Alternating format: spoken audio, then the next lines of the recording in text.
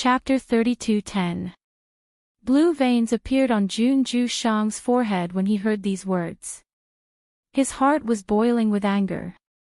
He took a deep breath and exhaled. He pushed Wan Yan Qianhua away. Then, he turned around and left with large strides. He walked towards the bamboo forest. Wan Yan Qianhua was pushed away by a force. She lost her balance and retreated a few steps. Just as she was about to follow, she bumped into a barrier that he had set up. Looking at the isolation barrier in front of her, Wan Yan Qianhua was stunned. She then laughed, "Jun Ju Shang, you coward." Seeing that she couldn't enter the barrier, she thought for a while and walked back. She was prepared to walk around. She had been here for a while, and most of the people here knew her. Just as she had said, the people in the sect had been spreading rumors about her relationship with Jun Ju Shang. Therefore, their attitude towards her could be considered to be quite respectful. Since she had nothing to do, she went to a big tree behind the rockery to rest. The lush leaves covered her so that the people below couldn't see her. The sun also didn't shine on her body. And resting here is quite good. It's comfortable, she murmured. Yawning, she closed her eyes and rested. She didn't know how much time had passed when she heard some strange noises while she was sleeping soundly. She opened her eyes and looked around. She saw a man and a woman hugging each other tightly under a tree not far away in broad daylight. They were doing something out of the ordinary. TSK, the world's morals are degenerating with each passing day. Their courage is too big. Although this place is a bit remote, they should wait for the sun to set if they want to do this kind of thing. Otherwise, wouldn't it be very embarrassing if they were discovered? However, this woman's figure is also very good. Look at this man's face of enjoyment. His hand is even reaching into the woman's clothes. TSK, this courage. She stood on the tree and looked at the woman's clothes. Half of her clothes were already taken off, revealing her snow-white shoulders. Her chest was faintly discernible, and her long skirt was gently lifted, revealing a pair of long, slender, and smooth legs. On the other hand, the man's clothes were intact. He was panting slightly. He had an anxious look on his face as he buried his head in the woman's chest. When his hand reached under the woman's body, it was caught by her. "Don't." The woman half pushed him away and sat up. She pulled up her clothes and looked around. With a shy expression, she asked, "Senior Marshal Brother Chin, when will you come to my house to propose marriage?" The man's eyes flashed. He chuckled and gently lifted the woman's chin. With an affectionate look, he said, "There have been a lot of things happening in the family recently. After a while, I will send a message back to the family and invite them to propose marriage." As he spoke, his hands began to move erratically again. "Don't worry, I will definitely propose marriage. I will definitely marry you." Hearing these words, Wan Yan Qianhua laughed in his heart. This man clearly wanted to take advantage of her. The sweet words that came out of his mouth could only deceive a little girl. This kind of man who started to take advantage of a woman before marriage, how could he be a good person? He reckoned that if this woman let him get his hands on her, she would definitely dump him in the next instant. Looking at the two people who had fallen together again, she glanced with her beautiful eyes and an indescribable smile appeared on her beautiful face. Immediately, she waved her hand and a transparent spirit flew out from her hand towards the two people. Chapter 32:11. Woo-woo! A resentful voice rang out, scaring the two so much that their faces turned pale and they cried out at the same time. "Ah! Who is it?" The man quickly got up and the woman also quickly pulled her clothes and stood up. She hid behind the man to tidy up her clothes and messy hair. Woo! Another faint howl rang out. They couldn't see what was beside them but they could feel a cold wind blowing and their hair stood on end. The two couldn't help but cry out in alarm and quickly leave the place. Wanyan Qianhua chuckled and waved her hand to call the spirit back. She continued to sleep on the tree. In the evening, she jumped down from the tree and walked towards the bamboo forest. She originally wanted to go to Junju Shang's place to take a look. Who knew that the barrier was still there and she couldn't pass through? Seeing this, she smiled and walked towards the bamboo house where she lived. However, she didn't expect that the next morning, someone would come to report to her. "Miss Wanyan, your clansmen have come to take you back." When she heard this, Wanyan Qianhua, who was still sleepy, walked out of the bamboo house. She glanced at him and asked, "What did you say?" Inexplicably, when he heard this voice, the steward's heart trembled. He lowered his head and said, "Your clansmen have come to take you back. They're right in front." Wanyan Qianhua chuckled, "Why are my clansmen here?" This is because the sect leader ordered for the Wanyan clan to come and take you back," the steward said carefully.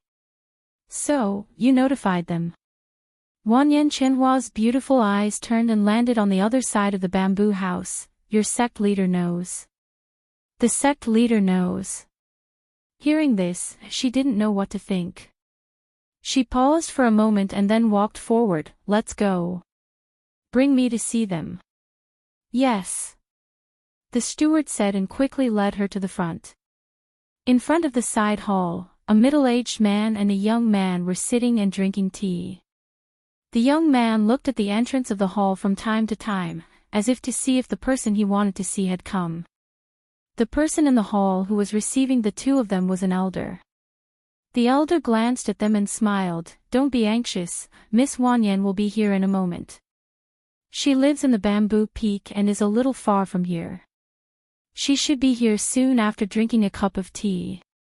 When the middle-aged man heard this, he put down his teacup and cupped his hands to the elder. "This time, thank you for your help.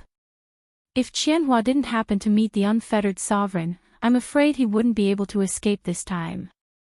We will definitely remember the great kindness of the unfettered sovereign." "Oh, you're too serious." The elder smiled. Although he heard some things about the sect leader and Wanyan Qianhua, it was inappropriate for him to say more. Therefore, he just smiled and didn't say much. At present, they still had to send Wanyan Qianhua away. After all, if the sect leader wanted her to leave, they couldn't keep her in the sect. However, Wanyan Qianhua was not an ordinary woman, and she was not the kind of person who cared about worldly views. This time, between her and the sect leader, it was obvious that she fell in love with him first. It would be difficult to let her leave. She didn't know if these two people had the ability to bring her back from the Xiaoyao sect. Chapter 32:12. He thought for a while. Not long after, the man who was sitting and looking out of the hall stood up happily and went outside. Seeing this, he looked up at the door of the hall. "Qianhua." The man quickly stepped forward. When he saw Wanyan Qianhua coming in, he was very happy. He looked at her up and down and asked, "Is your injury better? I haven't seen you for so long. I'm really worried." Wanyan Qianhua looked at the man and nodded slightly. "Thank you for your concern. I'm fine." She pulled away from him and walked inside. At the same time, she looked at the middle-aged man who was sitting. "Qianhua greets seventh uncle." She bowed to the middle-aged man and called out, "N." The middle-aged man nodded slightly and looked at her. "It seems that your injury should be almost healed." Wanyan Qianhua smiled slightly. "It's all because Xiaoyao Jun took good care of me. If it weren't for him, my injury wouldn't have healed so quickly." She nodded slightly to the elder and called out, "Hello, elder." When the middle-aged man heard this, he said, "Since your injury has healed, you should go back. You can't keep disturbing Xiaoyao Swordmaster here. This time, we came specially to pick you up." "Yes, Qianhua, the people in the clan are very worried about your injury. Now that your injury has healed, you should go back with us." The man's voice paused, looked at the elder and said, "After all, this is the Xiaoyao sect. You are not a disciple of the Xiaoyao sect. It's not appropriate to stay here for a long time." Hearing this, Wanyan Qianhua smiled and said, "Seventh uncle, I can't go back with you now." "Why?" Before the middle-aged man spoke, the young man had already asked anxiously, "Qianhua, when we just came in, we heard many disciples talking about you and Xiaoyao Swordmaster. Do you know how much it will affect your reputation if you stay here?" Ahem. Hearing this, the elder who had been pretending to drink tea and didn't listen to them coughed a little embarrassedly. He put down the teacup and stood up. "You can talk about this first. I remember that I still have something to do, so I'll go back first.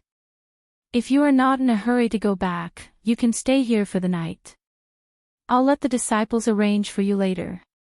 As he spoke, the elder smiled and cupped his hands towards the middle-aged man before turning around to leave. He was too embarrassed to stay behind to accompany the guest because he was afraid that he would hear something inappropriate. If that happened, it would be awkward for him to stay here.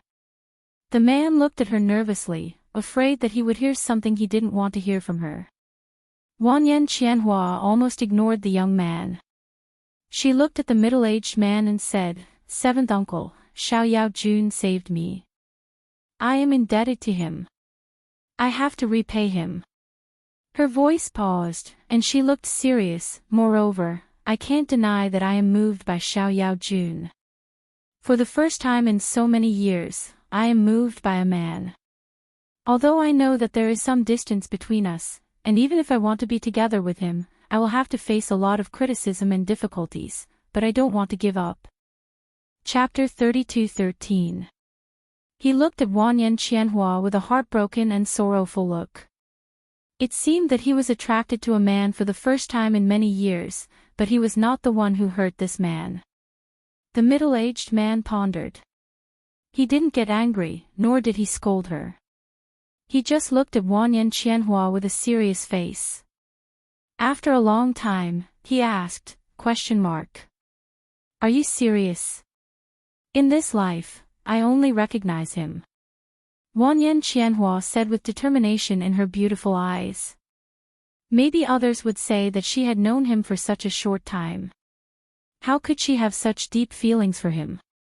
If a woman treated a man like this in the past, she would also feel that she couldn't understand. But when this person was herself, she knew that sometimes, falling in love with a person only needed a moment, or even just a glance, and it could be forever. She couldn't say why she fell in love with Jun Jushang. Because in her eyes, he was a cold man at first. Moreover, he was an old man who she didn't know how many years old. But with those days of contact, from the beginning to the end, she didn't know what was going on with her. How did it become real? Even if she knew that this man didn't fall in love with her, even if she knew that this man had been avoiding her and didn't want to have anything to do with her, she still didn't want to give up so easily. Sword Master Xiaoyao is already hundreds of years old. You actually fell in love with a hundreds of years old man. You actually fell in love with such a person. You. The young man was a little agitated and angry. He couldn't accept it. He had always liked Qianhua. Everyone in the clan knew that he liked her. But in order to avoid him, she went to the immortal sect to cultivate. She didn't return to the clan for a year. Now, she said that she fell in love with the master of the Xiaoyao sect, Jun Jushang. Why? What was so good about that Jun Jushang? Why could he make her fall in love with him in such a short time? How did he lose to Jun Jushang? He couldn't accept it. Suppressing the anger in his heart, he looked at Wanyan Qianhua and said, "Qianhua, you have to go back with us. You can't stay here. You can't lose your reputation for a hundreds of years old man. You can't disregard the face of our Wanyan clan." Wanyan Qianhua's gaze turned cold. She stared at the man, and a cold aura emanated from her body. "You keep saying, 100-year-old old man. Do you know who you're talking about?" Who gave you the guts to be so rude to the master of the unfettered sect? Wanyan Qianhua stood up, flicked his sleeves, and put his hands behind his back. He stared at him coldly. Wanyan Qianhua, know what I'm doing. I don't need you to remind me. When the middle-aged man saw this, he raised his hand and said, "Okay, you two stop arguing. If others hear this, they'll think that something bad has happened." He motioned for them to sit down, and then said to Wanyan Qianhua, "This time, the master of the Xiaoyao sect sent us a message and asked us to come back. From this point of view, he doesn't have any feelings for you. If you continue to stay here, I'm afraid you'll suffer. Seventh uncle is worried about you. He doesn't want you to fall in too deep and get hurt too badly in the future. After all, you and the master of the Xiaoyao sect are." Chapter 32:14. Seeing her firm tone and unwavering expression as she said these words, the middle-aged man pondered for a moment. After a long time, he sighed softly. "Fine. If it was any other disciple in the clan, I naturally wouldn't let them do as they pleased. But since it's you, I will respect your wishes and won't stop you. After returning to the clan, I will also report the situation to the family head." He looked at her and said, "Since you want to stay, then we won't stay for long. But you have to remember that you chose this path yourself. No matter how many difficulties, criticisms, or pain you encounter in the future, our Wanyan family can't stand up for you. But if you are tired in the future and want to go home, feel free to come back. There will always be a place for you in the Wanyan family." Hearing this, Wanyan Qianhua felt a warm current in her heart. She looked at him and thanked him solemnly. "Thank you, seventh uncle." Qianhua knows. She knew because she was the one who fell into this relationship first. She was the one who was moved first. She was the one who insisted on staying here. Therefore, even if she suffered any criticism because of this relationship in the future, the clan couldn't come forward to solve it for her. If that was the case, she would really ruin the reputation of the entire Wanyan family. He could say that there would always be a place for her in the Wanyan family. This was already giving her the greatest tolerance and support. The young man heard these words and looked at this scene, but he couldn't say anything. What else could he say? The person he loved didn't love him back. What else could he say? "Then we will go back first. You tell that elder," the middle-aged man said. After saying some good words, he said to the young man, "Let's go." The man followed his seventh uncle out. He paused and looked back at Wanyan Qianhua. Thousands of words were in that complicated look. In the end, he only said one sentence. "Qianhua, take care." With that, he strode out. Wanyan Qianhua didn't send them off. She just watched them leave until their figures disappeared from her sight. However, at this time, she saw the elder come in again. The elder glanced at Wanyan Qianhua. He didn't seem surprised that she didn't leave. He just coughed lightly and said, "I heard from the disciples that your seventh uncle and the others left, so I came to take a look." Wanyan Qianhua nodded. "They left. I will stay here for a while." Hearing this, the elder smiled. "That's good. You can stay here. You can stay for as long as you want, but the sect master, I will tell him. Elder, you don't have to worry," she said, bowed to the elder, and then turned to leave. Seeing Wanyan Qianhua leave, the elder stood there and stroked his beard. He thought to himself, the sect master has cultivated for many years and experienced countless experiences and tests, but he hasn't experienced the tribulation of love. This time, he saved Wanyan Qianhua so coincidentally. It's probably related to his tribulation of love. I just don't know what will happen to these two people in the future. From his point of view, Wanyan Qianhua was very outstanding in all aspects.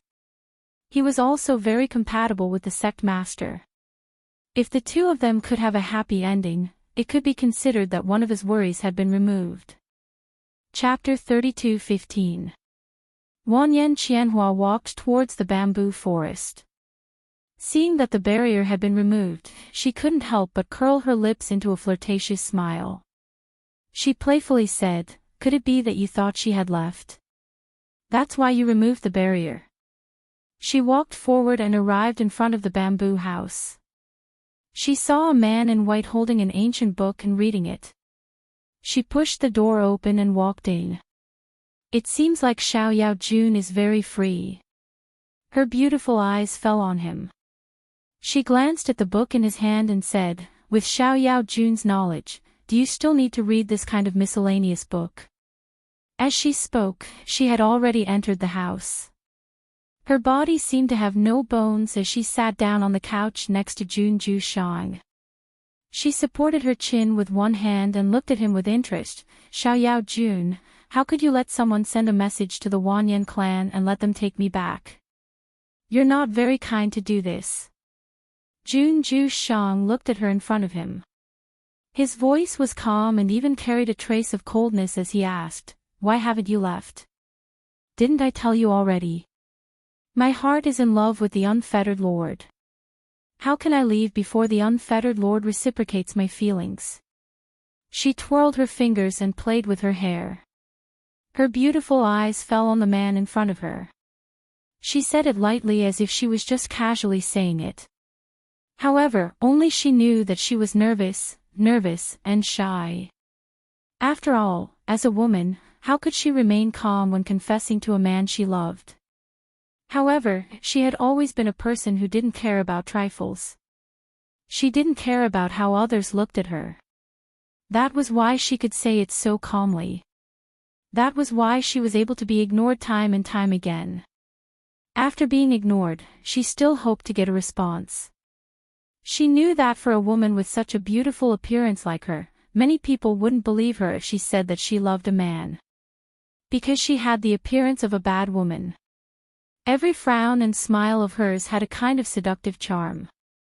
She gave people the feeling that she was a bad woman who wouldn't give her true feelings. Because of this, if she wanted to get a response from someone she loved, she was afraid that she would have to pay more than others. "It's impossible between you and me. Don't waste your time on me," Jun Ju Shang said. He put down the book in his hand, and stood up. He was about to walk out when he saw that the boneless woman had already arrived in front of him, and was blocking his way. "If you haven't tried, how do you know it's impossible with me?" Wanyan Qianhua looked at him, only to see that his calm and indifferent eyes were bottomless, as deep as the sea. It was impossible to see what he was thinking.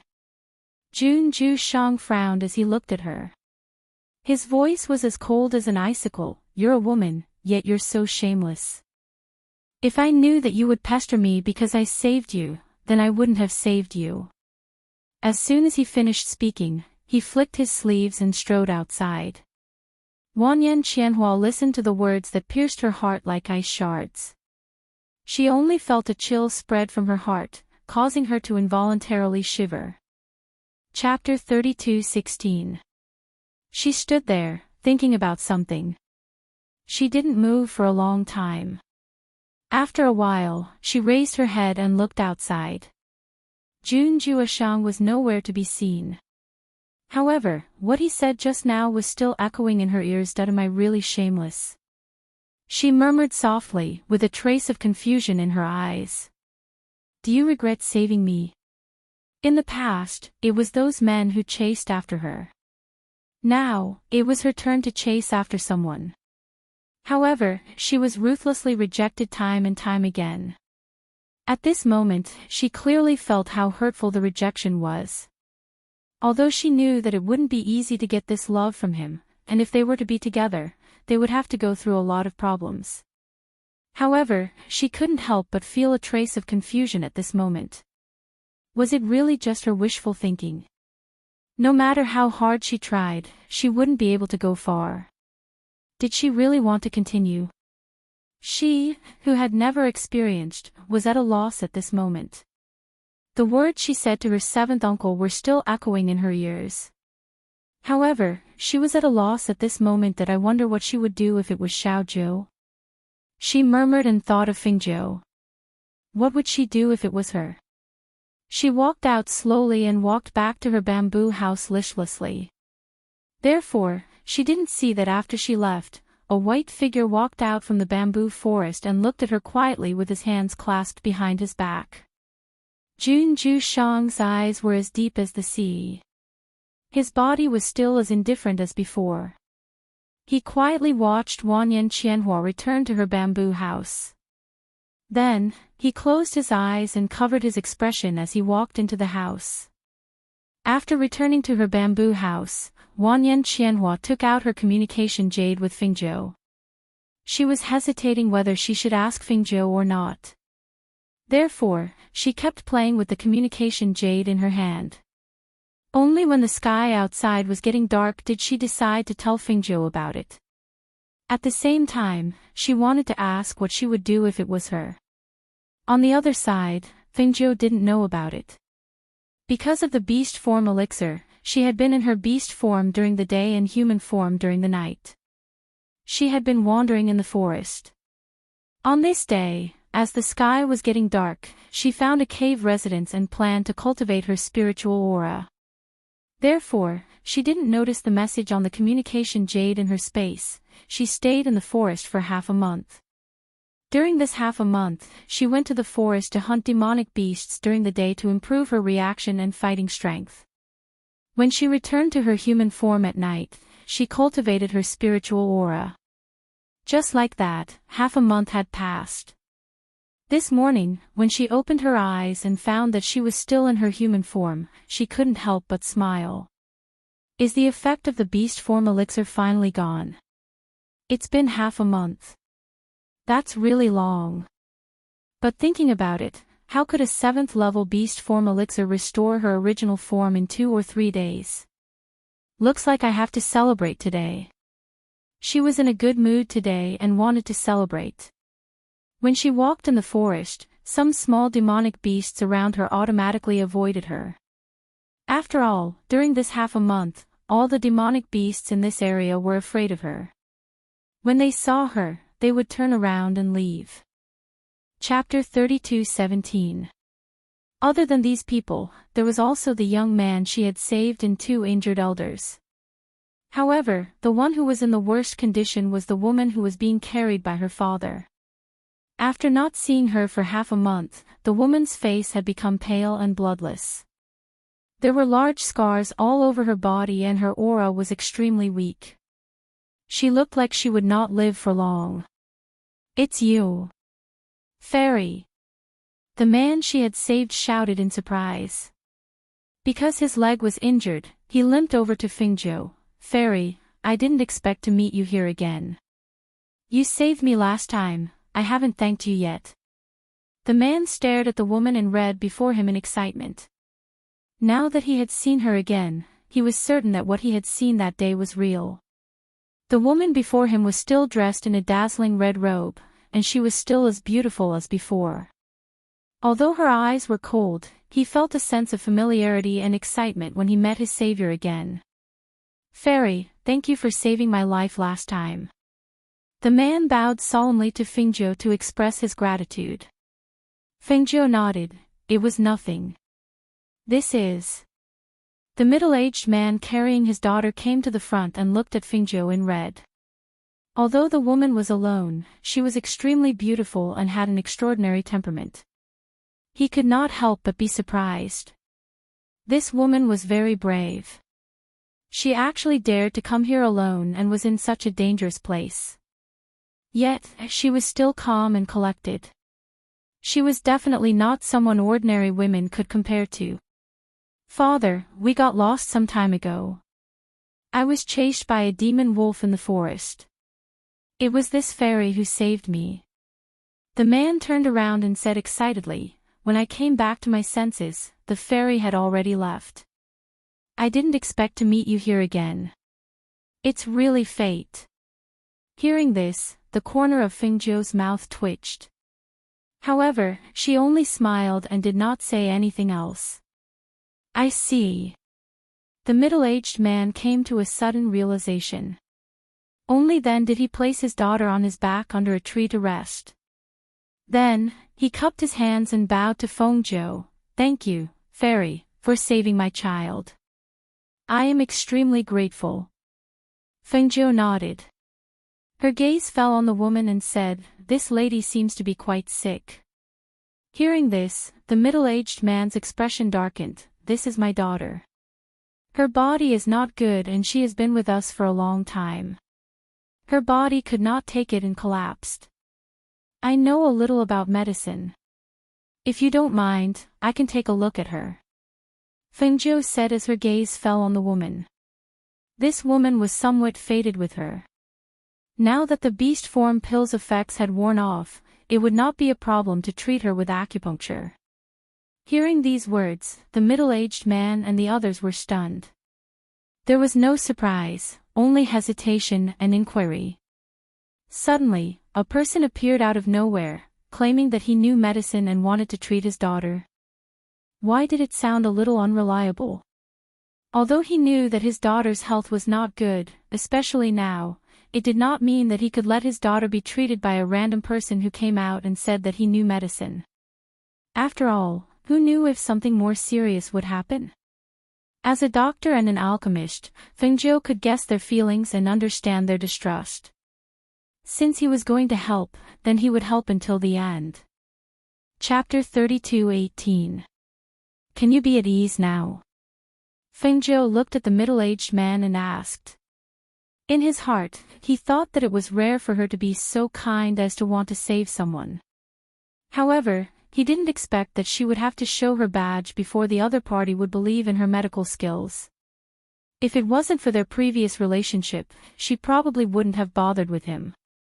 After all, as the ghost doctor, she had her own pride. Mainly, it was very rare for her to open her mouth to treat someone. When they saw the badge, several people couldn't help but widen their eyes in shock.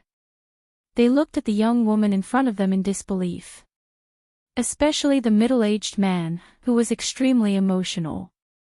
His eyes were red. It was this Chang who didn't recognize Mount Tai. I was rude. The middle-aged man repeatedly apologized to Fengzhou while bowing deeply to Fengzhou. Thank you for your trouble. Fengzhou nodded slightly and went to the woman to take her pulse. Perhaps because of the touch, the woman woke up from her deep sleep. She looked at the woman in red in a daze. She didn't know why, but the moment she opened her eyes, she actually saw the woman in red in front of her as the beautiful red little beast. Who are you? The woman asked, a pair of listless eyes staring at Fengzhou. Fengzhou smiled slightly. You can call me the ghost doctor. Ghost doctor? You're a doctor. The woman looked at her. Seeing the smile on her lips, it made that beautiful face even more moving. She couldn't help but praise from the bottom of her heart, you're really beautiful. Fengzhou smiled and said, I'll help you with the acupuncture. Try to relax your body as much as possible. Thank you, but my illness is not easy to cure. I'm afraid I'll have to trouble you. The woman said, still looking at the beautiful woman in front of her. She felt that the woman's beauty was so moving and pleasing to the eye. Even her mood couldn't help but improve.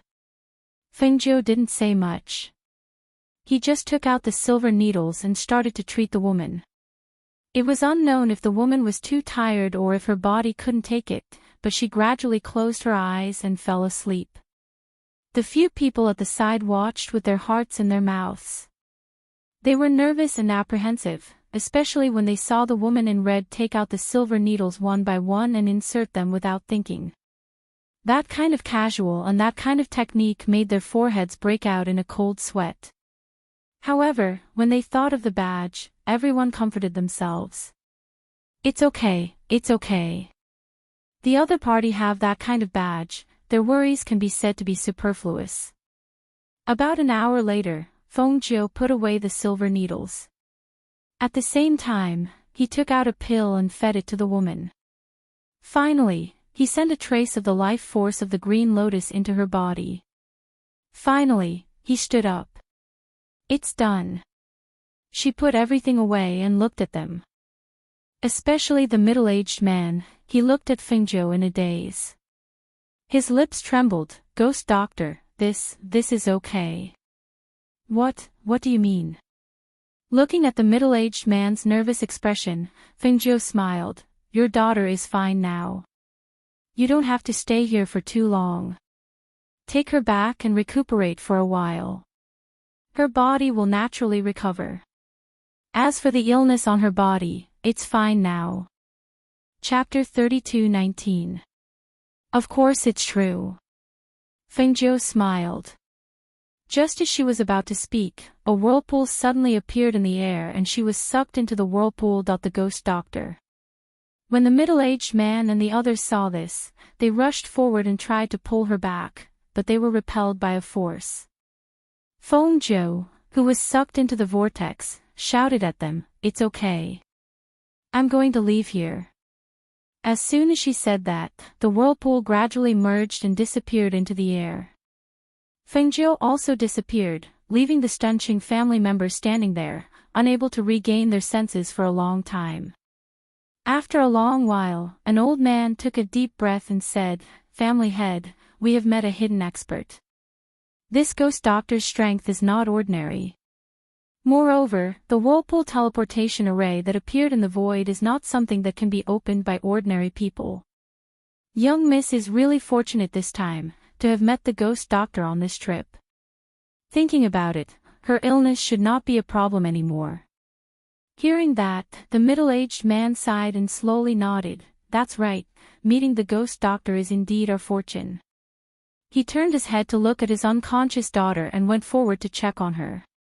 Seeing that her breathing was stabilizing, he could not help but feel relieved. "Her condition is much better than before," the middle-aged man said as he helped his daughter up. At this moment, the woman who was still unconscious slowly opened her eyes. "Father. You're awake. Are you feeling better?" The middle-aged man asked, looking at her with a face full of concern. "Father, I just had a dream. In the dream, that beautiful red little beast turned into a fairy and came to save me. It even talked to me," the girl said in a daze. Looking at the stunned people around her, she was a little confused. "What's wrong with all of you?" "I'm telling the truth. I just dreamt of a very beautiful fairy. I don't know why, but I felt that she was very similar to the little beast." Hearing that, everyone looked at each other and shook their heads in unison. That was a fairy with superb medical skills, a fairy called the ghost doctor. How could it be that little red beast? Moreover, they were still able to differentiate between humans and beasts. The middle-aged man smiled and said, "Just now, we met a woman called Ghost Doctor. She helped you with acupuncture treatment and even gave you a pill to eat. I just helped you check, your body's aura is better than before. It seems that your illness is really going to be cured. Also, that ghost doctor is dressed in red, but she's definitely not the little red beast we met half a month ago." He smiled and patted her shoulder. "All right, we should go back. This place is dangerous and we shouldn't stay here for long. Especially now that your body has recovered, there's no need for you to stay here."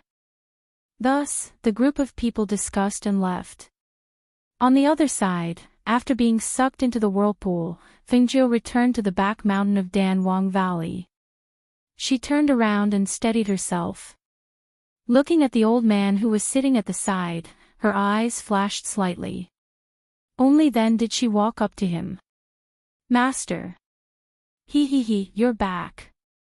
Danwang stroked his beard and looked at her. He asked with a smile, "How have you been in the past 2 weeks?" Chapter 32:20. Ha, as long as it's interesting. You don't need to thank me. This is what I should do." Danwang laughed loudly. He looked at Fengzhou and said, "Since you're back, don't waste time. Go and refine the beast form pill. There's still a 3-day deadline. If you can't refine the beast form pill in 3 days, then... He didn't finish his sentence, but his meaning was clear. Yes, your disciple will not disappoint you.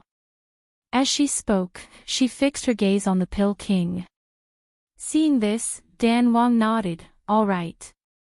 Then I'll come back in 3 days. I hope you won't disappoint me, he said as he turned around to leave. At this time, he heard Fengzhou's voice. Master, wait. Dan Wang stopped and looked back. He raised his white eyebrows and asked, is there something else? I don't know how long I'll have to stay here to cultivate. So, I want to find a time to send my subordinates away, she said as she looked at him. No rush, no rush. Your subordinates are too weak. Just stay here for a while. His voice paused, and a smile appeared on his face. He glanced at Fengzhou with narrowed eyes and said, moreover, in the half a month that you weren't here, Master had people help you train them. Even if you want to see them now, you probably won't be able to. Wait for a while. I'll let you see them after a while.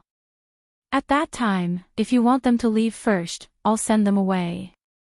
You don't need to worry about them. You should worry about yourself first.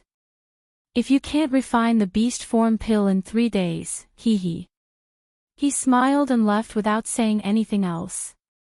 Seeing him leave, Fengzhou looked at the cauldron on the side and her eyes moved. She didn't refine the pill right away. Instead, she went to prepare the ingredients for the beast form pill. When night fell, she began to refine the beast form pill. When she was in the demonic beast's forest, she would repeatedly think about which step was wrong. Why couldn't he refine the beast form pill? With her current strength, 7th-level medicinal pills were not difficult, but it was difficult to obtain. Every type of medicinal pill was refined differently, and everyone's refining method was also different. Especially 7th-level medicinal pills, if there was a mistake in one step, then there would be a mistake in the following steps. And this pill furnace, how was she going to control it? That night, after countless failures, she gradually gained some insight. Thus, on the 3rd day, when the sky gradually brightened and 3 bolts of lightning descended from the sky, she smiled. The 7th-rank beast form pill has finally been refined. She watched as the 3 bolts of heavenly lightning struck the pill furnace. Streaks of spiritual power were refined and returned to the pill furnace. When she stepped forward to take out the pills inside, Dan Wang also arrived. I heard the sound of pill lightning from afar. Not bad. Dan Wang slowly walked over with an old man following behind him. As for the other alchemists in Dan Wang's valley, although they heard the sound of pill lightning, they only found out that it was Fengzhou who refined the pill and didn't ask about it. Chapter 32:21. At the back of the mountain, Fengzhou placed the pills on a small jade plate and walked towards Dan Wang. Master, please take a look. When Dan Wang saw the 2 pills on the jade plate in her hand, a trace of surprise flashed through his eyes. He smiled and nodded. Not bad, your first pill is already a top-grade pill. You are indeed talented. When the old man next to him heard this, he also took a step forward to take a look.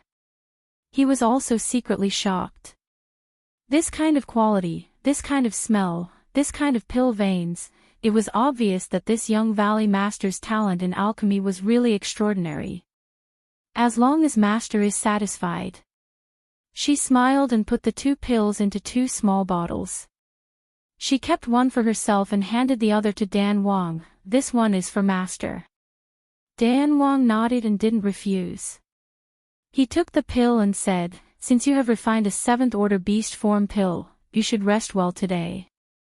I have already told the kitchen to prepare a spirit meat feast for you so that you can replenish your spiritual power and body. Come here tomorrow morning and wait. I will bring another pill recipe for you to refine. Yes. Fengzhou responded, then this disciple will go back to rest first. After saying this, she bowed and left first. After she left, the old man looked at Dan Wang and asked, Dan Wang, won't this give her too much pressure? She is not an ordinary person. How could she not be able to withstand this kind of pressure? Giving her more pressure will allow her to grow under pressure. This will only be good for her. Dan Wang stroked his beard and said with a smile, let's go. Let's go back and drink a few cups. Thus, the two of them also left, leaving only the pill furnace in the back of the mountain. Just as Dan Wang said, the kitchen had prepared a lot of food for her. There was stewed soup, spirit beast meat, and so on. After she took a bath and rested for a while, the food was sent over one after another. In the cave residence, the table was full of food. After those people left, she called out the contract beasts in the space and let them eat together. Tan Yun, who had been waiting here for more than 10 days, told her what had happened after she left. Master, Du Fan and the others were taken away by people arranged by Dan Wang a few days after you left. I wanted to go with them, but they didn't let me, so I could only wait here for you to come back. As for what happened to them, I don't know now. Feng Jiu already knew about this, so she said, it should be fine. Don't worry, maybe they will come back after a while. Dan King said that he wanted to increase their strength.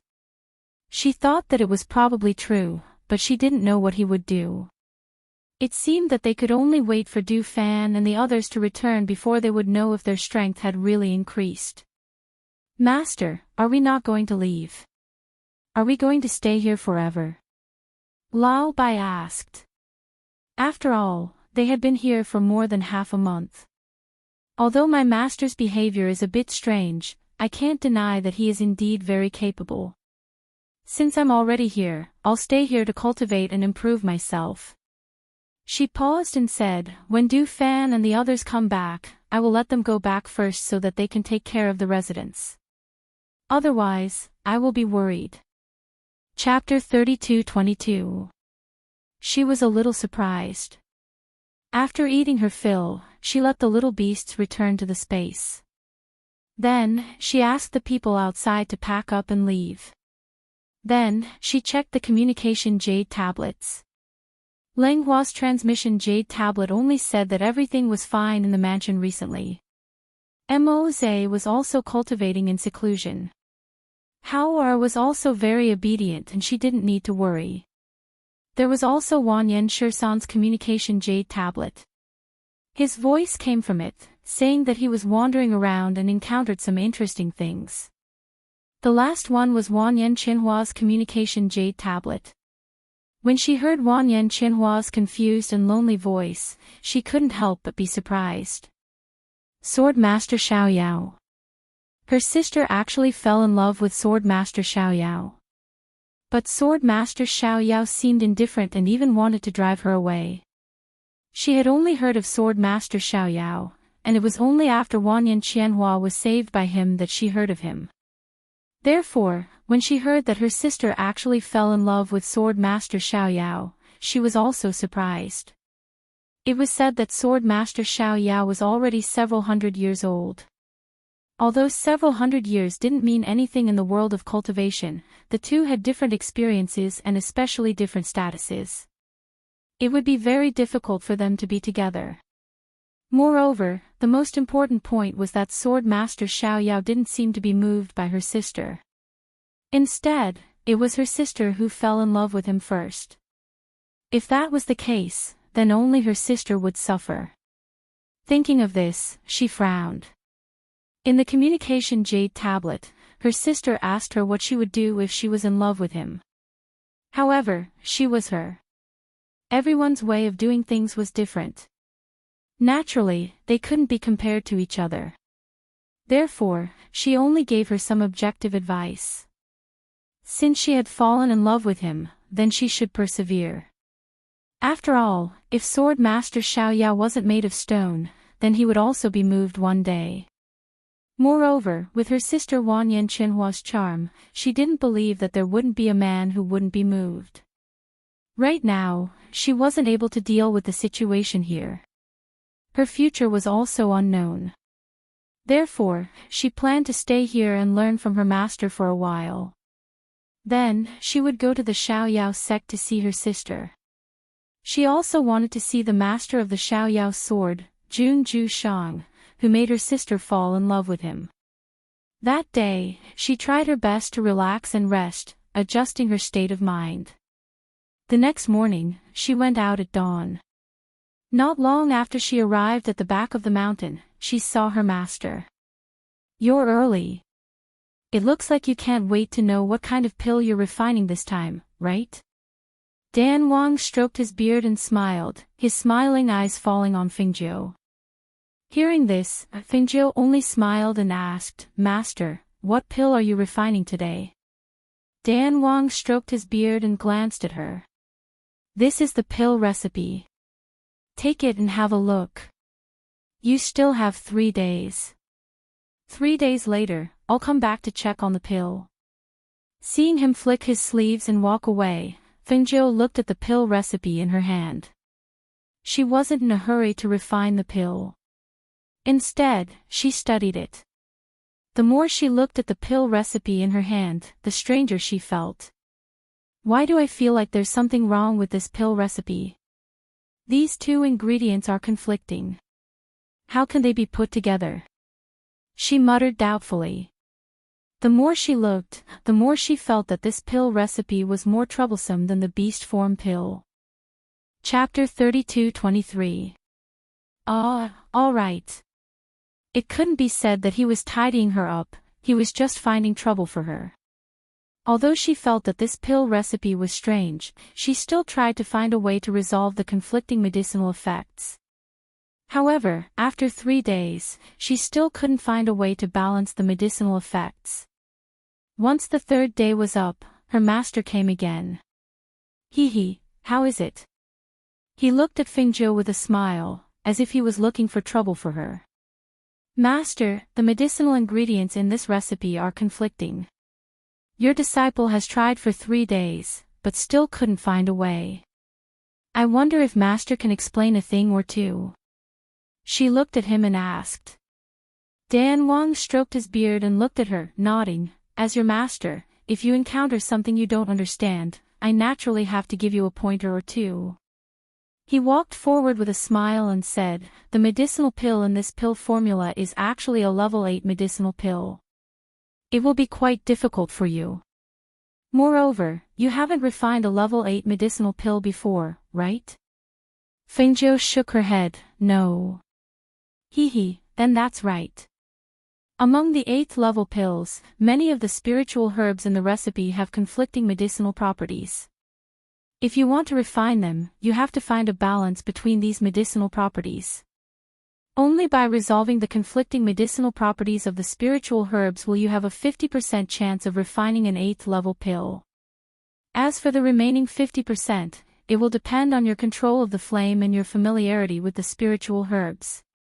He came to the table with the spiritual herbs and picked up 2 of the spiritual herbs. "Look at these 2 spiritual herbs. They have conflicting properties.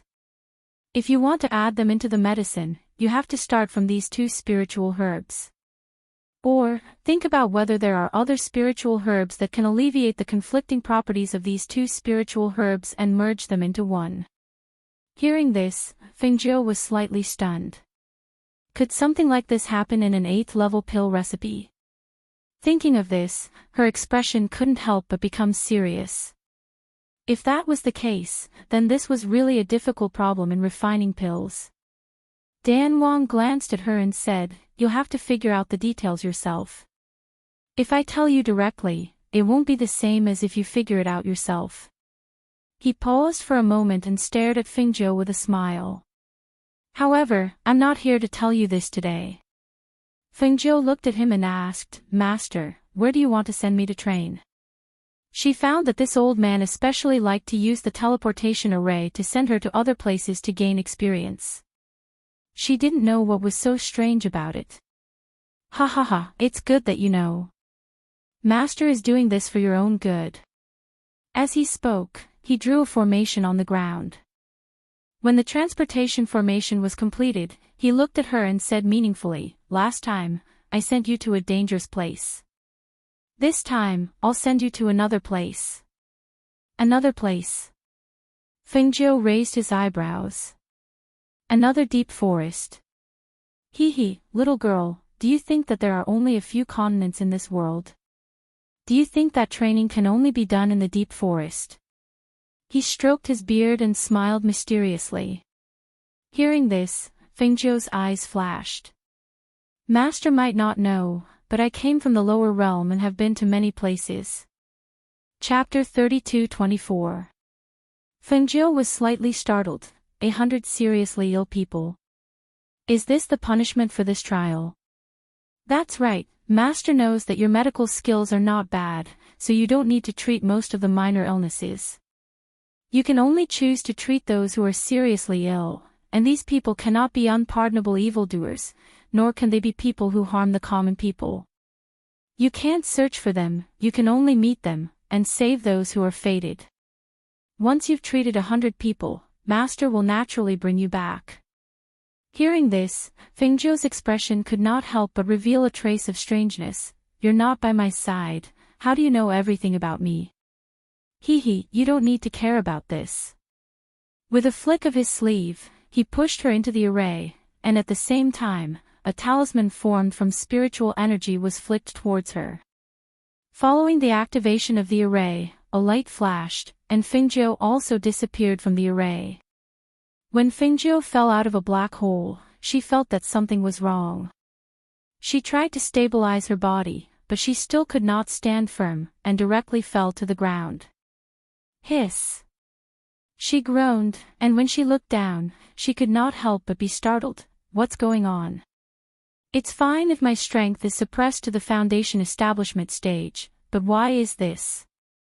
Looking down at herself, she was wearing a set of tattered clothes, and not only was her original red clothes gone, even her black hair was messy and scattered, and there was a layer of dark green bark-like thing on her hands, as if there was something growing on her skin. It was very disgusting. Looking down, her gaze fell on her left leg, and her left leg was unexpectedly weak and out of control. After being startled, she stabilized her state of mind, and stood up with the help of a big tree beside her. She tried to use both of her legs to step on the ground, and sure enough, her left leg was not under any force. This old man wants to play me to death, right? How did he make me look like this? When did he do something? She took a deep breath, and was somewhat in disbelief. No wonder he said that it was enough for her to treat 100 people, so he made her look like this. With her current appearance, who would believe that she knew medicine? Who would dare to let her treat them? She checked her pulse and found that there was nothing wrong with her body. However, her left leg was weak and she had to limp when she wanted to walk. She tugged at the clothes on her body, wanting to take them off and change. Who knew that the old clothes on her body couldn't be taken off? This made her clench her teeth. This old man, does he want her to wear these clothes and stay here without bathing for 10 days to half a month? She took a deep breath and calmed herself down. Then, she walked into the forest and chopped a tree branch to use as a walking stick. She supported herself with it as she limped along the path. The sun above her head wasn't small. Along the way, only the trees on the side of the road could block half of the sunlight. After walking for a while, she took out some water from her space and drank a few mouthfuls before continuing to walk forward. Until she came to a town in front of her. Just as she was about to limp into the town, she was stopped by the guards. Where did this beggar come from? Walk, walk, walk. Beggars can't enter the city. Leave quickly. Chapter 32-25. Hiss. Her left leg was weak, and the other party was a mystic, so the force was not light. Caught off guard, she was pushed to the ground. Her palm scratched the sand on the ground, and a trace of blood seeped out. Go, go, go. Hurry up and leave, the city guard shouted sternly, almost going forward to kick her. Fengjiu stood up with the help of her walking stick. She glanced at the two city guards and said, I'm not a beggar. The city guard sized up the person in front of him. He was wearing tattered clothes and was using a tree branch as a walking stick. His face was covered in soot and he couldn't see clearly. Coupled with his messy hair, he looked like a beggar no matter how he looked at him. "Hurry up and leave." The city guard waved his hand to chase her away, refusing to let her in. When Fengzhou saw this, she took out a badge from her space. "Look carefully. I'm a doctor, not a beggar." Seeing the badge, the two city guards were stunned. "You're a doctor?" They sized up Fengzhou in disbelief. "You didn't steal this badge, did you?" The corner of Fengzhou's mouth twitched. She glanced at the two and said, "Is a doctor's badge so easy to steal? Why don't you steal one for me to see?" Seeing this, the two city guards looked at each other, walked to the side, and muttered a few words. Finally, they gestured. "Go in. But with your current state, you probably won't have a place to stay even if you go in." As the two city guards spoke, they ignored Fengzhou and walked back to the city gate to stand guard, watching the people entering and leaving. Fengzhou put away the badge and limped inside. When she looked inside, she saw that most of the people inside were mystic. There were no spirit cultivators. She walked to a small stall. Before she could get close, she saw someone reaching out to push her. This time, she dodged to the side and looked at the person. "What are you doing?" Fengzhou looked at the man and frowned. "You beggar, who allowed you to enter the city? Why are you approaching my stall? Are you trying to hinder my business? Go, go, go. Get out of here. Why don't you take a look at yourself first?" Fengzhou glanced at the man indifferently. He didn't waste his breath on him and continued walking forward. However, regardless of whether she approached the stalls or the inns, she was chased away before she could even get close. She had been wandering around here for the whole day. Seeing that the sky was getting dark, she still hadn't found a place to stay. She thought for a moment. Since she couldn't find a place to stay, she would probably have to sleep outside tonight. However, just as she was about to leave, she saw an old woman being chased out of a pharmacy. Due to the force of the push, the old woman fell to the ground. The skin on her head was broken and blood seeped out. However, she did not pay attention to the injury on her forehead. Instead, she crawled up and cried as she begged. "Dr. Liu, please come with me to see my son. He really can't hold on any longer. I beg you, I beg you." The old woman kowtowed as she cried and begged. However, there were many people around, but they only discussed and watched coldly. The people in the medicine shop didn't even show their faces. Obviously, they didn't want to bother. Chapter 32-26. Fengzhou stood not far away and watched, listening to the discussions of the people around. She watched the old woman beg bitterly, but the people in the medicine shop remained indifferent. She watched as the sky gradually darkened and the surrounding people dispersed, leaving only the old woman crying and begging. At this time, she supported herself with her walking stick and walked forward. "What illness does your son have?" Fengzhou asked, looking at the sorrowful and desperate old woman.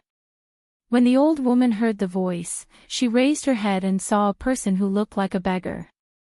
She wiped her tears, her voice was hoarse and weak, and her eyes were filled with despair and death. "I don't know what illness it is, even the doctors can't find it. No one is willing to save him, no one is willing to help us." At this moment, she was already thinking that if her son died, she would die with him. Anyway, if her family died, there was no point for an old woman like her to live. "I can save him, take me to see him," Fengzhou said, reaching out to help the old woman up. Perhaps it was because she had reached the point of despair. Hearing this, the old woman's eyes lit up. "You can save my son. Are you a doctor?"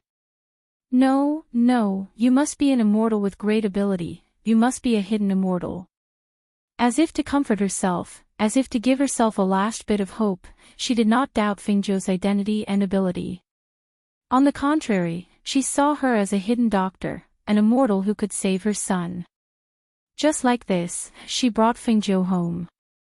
After Fengzhou left with the old woman, a middle-aged man walked out of the medicine shop, shook his head, looked in the direction they left, and sighed. Who can save someone who is about to die? The waiter in the shop also walked out, looked at the people in the distance, and said with a smile, Dr. Liu, that beggar actually said that she can save him. She probably wants a place to stay. Who in this city doesn't know that Dr. Liu's medical skills are the best? Even you can't save someone, how can a beggar save him? On the other side, Fengzhou followed the old woman home. She saw that it was a simple courtyard with many things piled up in the courtyard. There were a few rooms in the courtyard, and the old woman brought her into one of the rooms to the person lying on the bed. He is my son. Immortal, quickly take a look at my son. You must save my son, he is a filial child. If he dies, I have no reason to live. The old woman cried, her voice sorrowful and helpless. It was the despair of an old mother. The despair of asking for help made her want to die. Fengzhou comforted her. Don't worry, I'll take a look at him first. Help me bring a basin of water over here.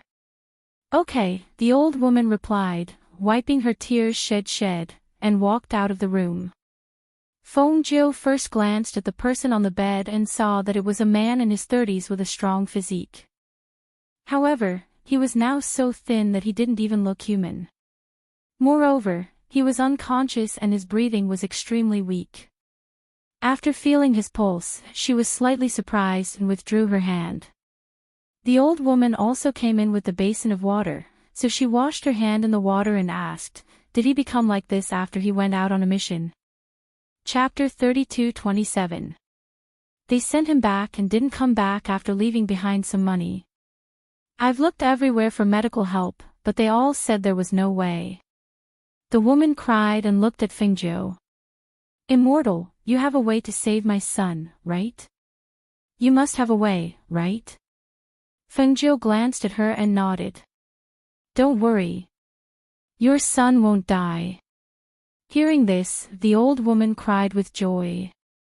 I knew it, I knew my son wouldn't die. I knew it, I knew it. He probably has wounds on his body that haven't been treated properly. Help me take off his clothes and check.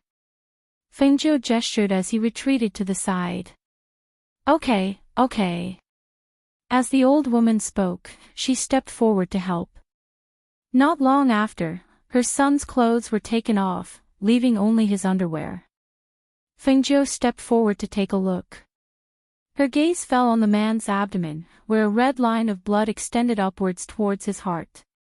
She had the old woman turn her son over. After checking, she finally found a wound at the back of his waist. The wound was only a red dot the size of a toothpick. It wasn't torn, and there were no other marks. If one didn't look closely, they would think it was just a red mole. Turn him over and let him lie on his stomach. Fengzhou gestured. As he taught the old woman what to do, he took out silver needles and laid them out beside the bed. Seeing those silver needles, the old woman's heart skipped a beat. At this moment, she was nervous and worried. Those long silver needles were going to pierce into her son's body. If they pierced into the wrong place, would it?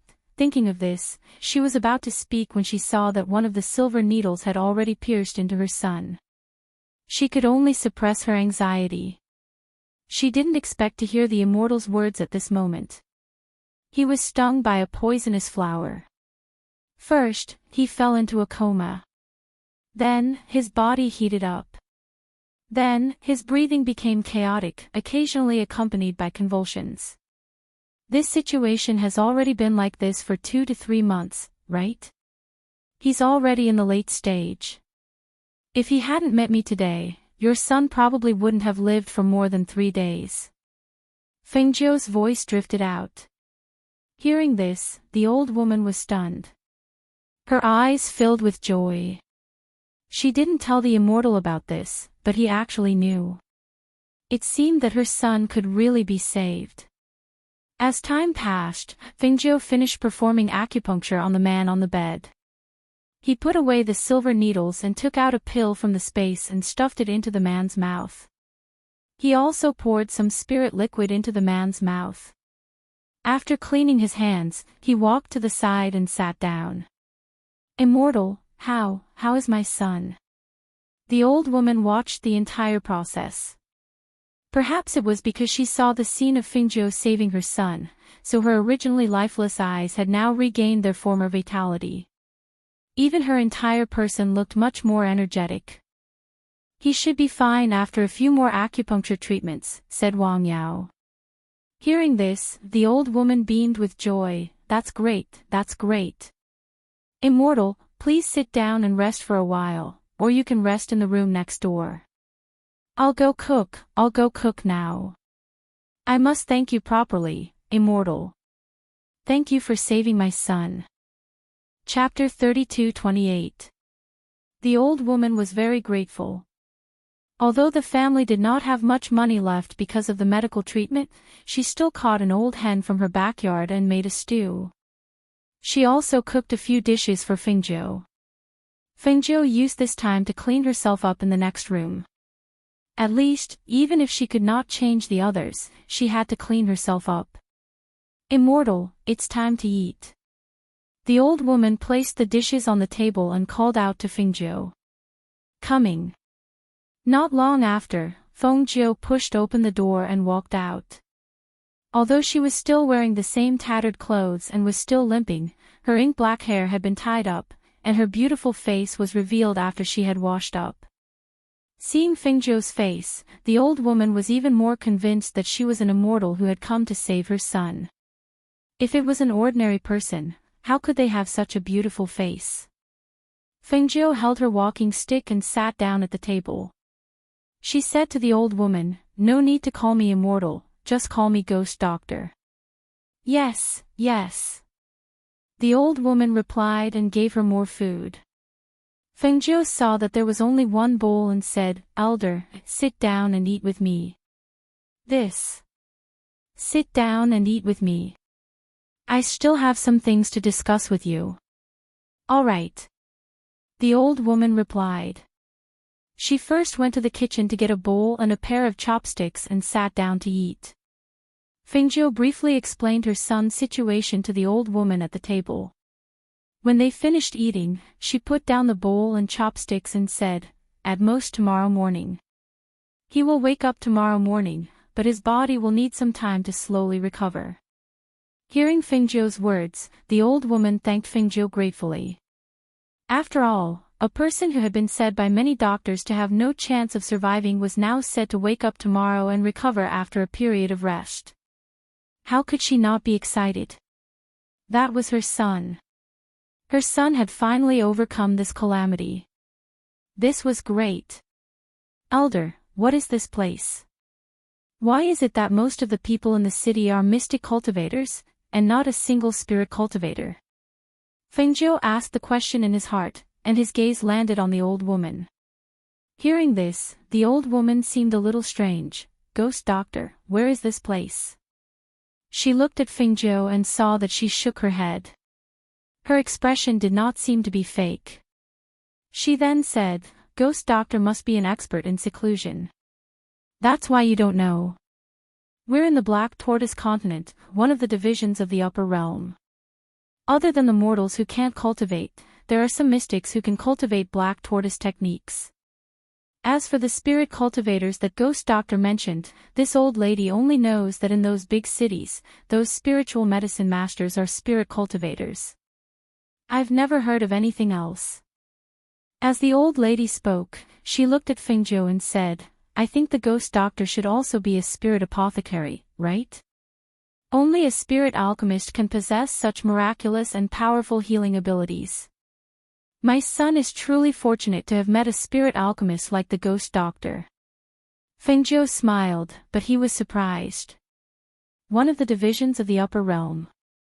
In other words, this place was still the upper realm, but in a different area. Sure enough, the upper realm was vast and beyond the imagination of ordinary people. The old man was really capable. He actually sent her here with a teleportation array. It was indeed not simple. Chapter 32-29. Ghost Doctor, my son is awake, he's awake. The old woman's voice sounded in the courtyard in surprise. Feng Zhou, who was in the room, also came out after washing up. I'll go and have a look. As she spoke, she limped towards the room next door. The man on the bed had already woken up. Seeing Feng Zhou come in, he struggled to get up, but Feng Zhou gestured for him to lie down. Your body is still weak, lie down. Feng Zhou said as she sat down on the chair beside the bed. When the man on the bed saw Feng Zhou's face, he was a little surprised, as if he didn't expect such a young woman. Moreover, this woman had a peerless beauty, but she was wearing shabby clothes and was limping. It was really strange. I heard from my mother that it was the ghost doctor who saved me. I, Yuan, will first thank the ghost doctor for saving my life. When my body recovers, I will definitely repay you, he said as he lay on the bed. Because his body was still weak, his words were weak. Feng Zhou nodded. Since you're awake, I'll give you another acupuncture treatment. After today, I'll give you another acupuncture treatment tomorrow. You'll only need to recuperate. I'll have to trouble the ghost doctor, Yuan said as he saw his mother step forward and take off his clothes. In front of such a young woman, he couldn't help but feel a little embarrassed, but when he saw that the ghost doctor's expression was the same as before, there was no change in her expression, he gradually relaxed. Because her son's condition had improved, the old woman was finally relieved. After busying herself with the matters at home, she took a basket of vegetables and went out to buy groceries. She bought a big basket of fish and meat, as well as a few fruits. Some of the people in the city who were familiar with her were a little surprised. Auntie you seem to be in a good mood today. Is your family's Yuan's condition better? A man asked. Looking at the old woman's smiling face, he was very surprised. During this period of time, he saw her frowning and her eyes red. It was rare to see her smile, so why was it that today? That's right, my family's Yuan met a benefactor, he's fine now. The old woman chuckled and said, I bought a lot of things to nourish my Yuan's body. Seeing the old woman leave with light footsteps, many people began to talk behind her. Once the news spread, Dr. Liu of the medicine shop also heard about it. This was because some people were saying that Dr. Liu's medical skills were not good enough and that the person that he could not save had been saved by someone else. Therefore, when Dr. Liu heard the news, he was also surprised and personally went to Yuan's house to see what was going on. When he arrived, the old woman was preparing lunch, and Feng Zhou was in the room studying her suddenly powerless left leg. To his surprise, he discovered that there was a red mark of a talisman on her left leg. Did this old man use a talisman? She was astonished. She took out a book about talismans and started to read it.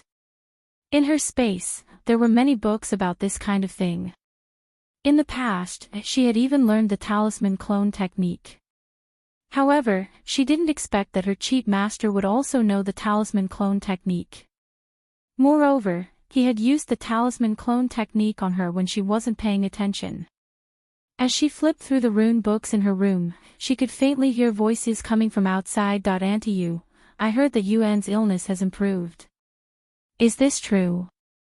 Dr. Liu asked as soon as he entered the room. Chapter 32-30.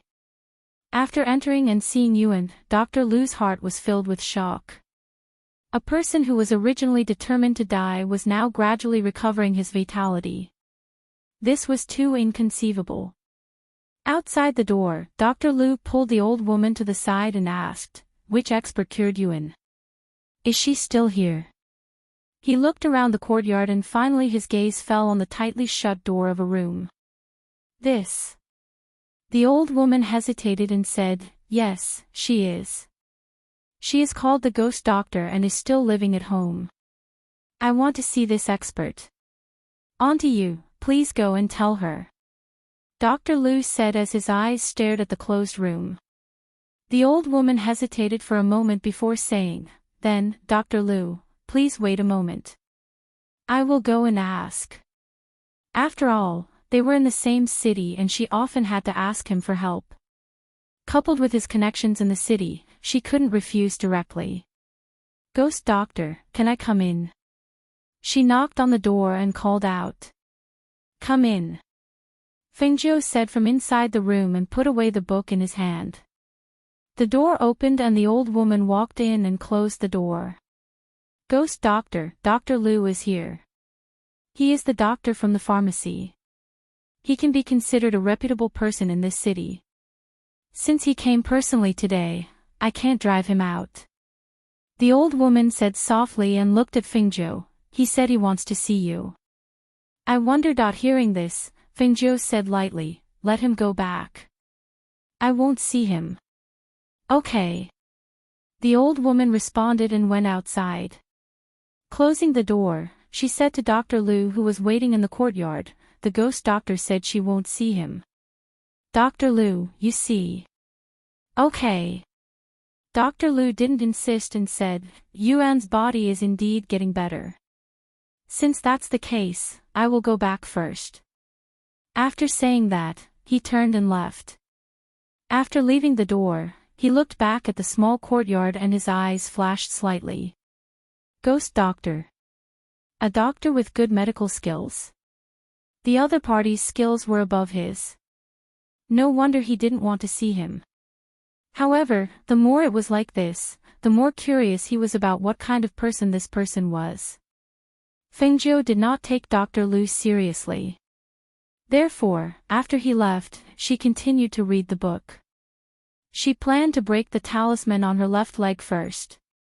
However, at the same time, she asked the old woman to help her inquire about something.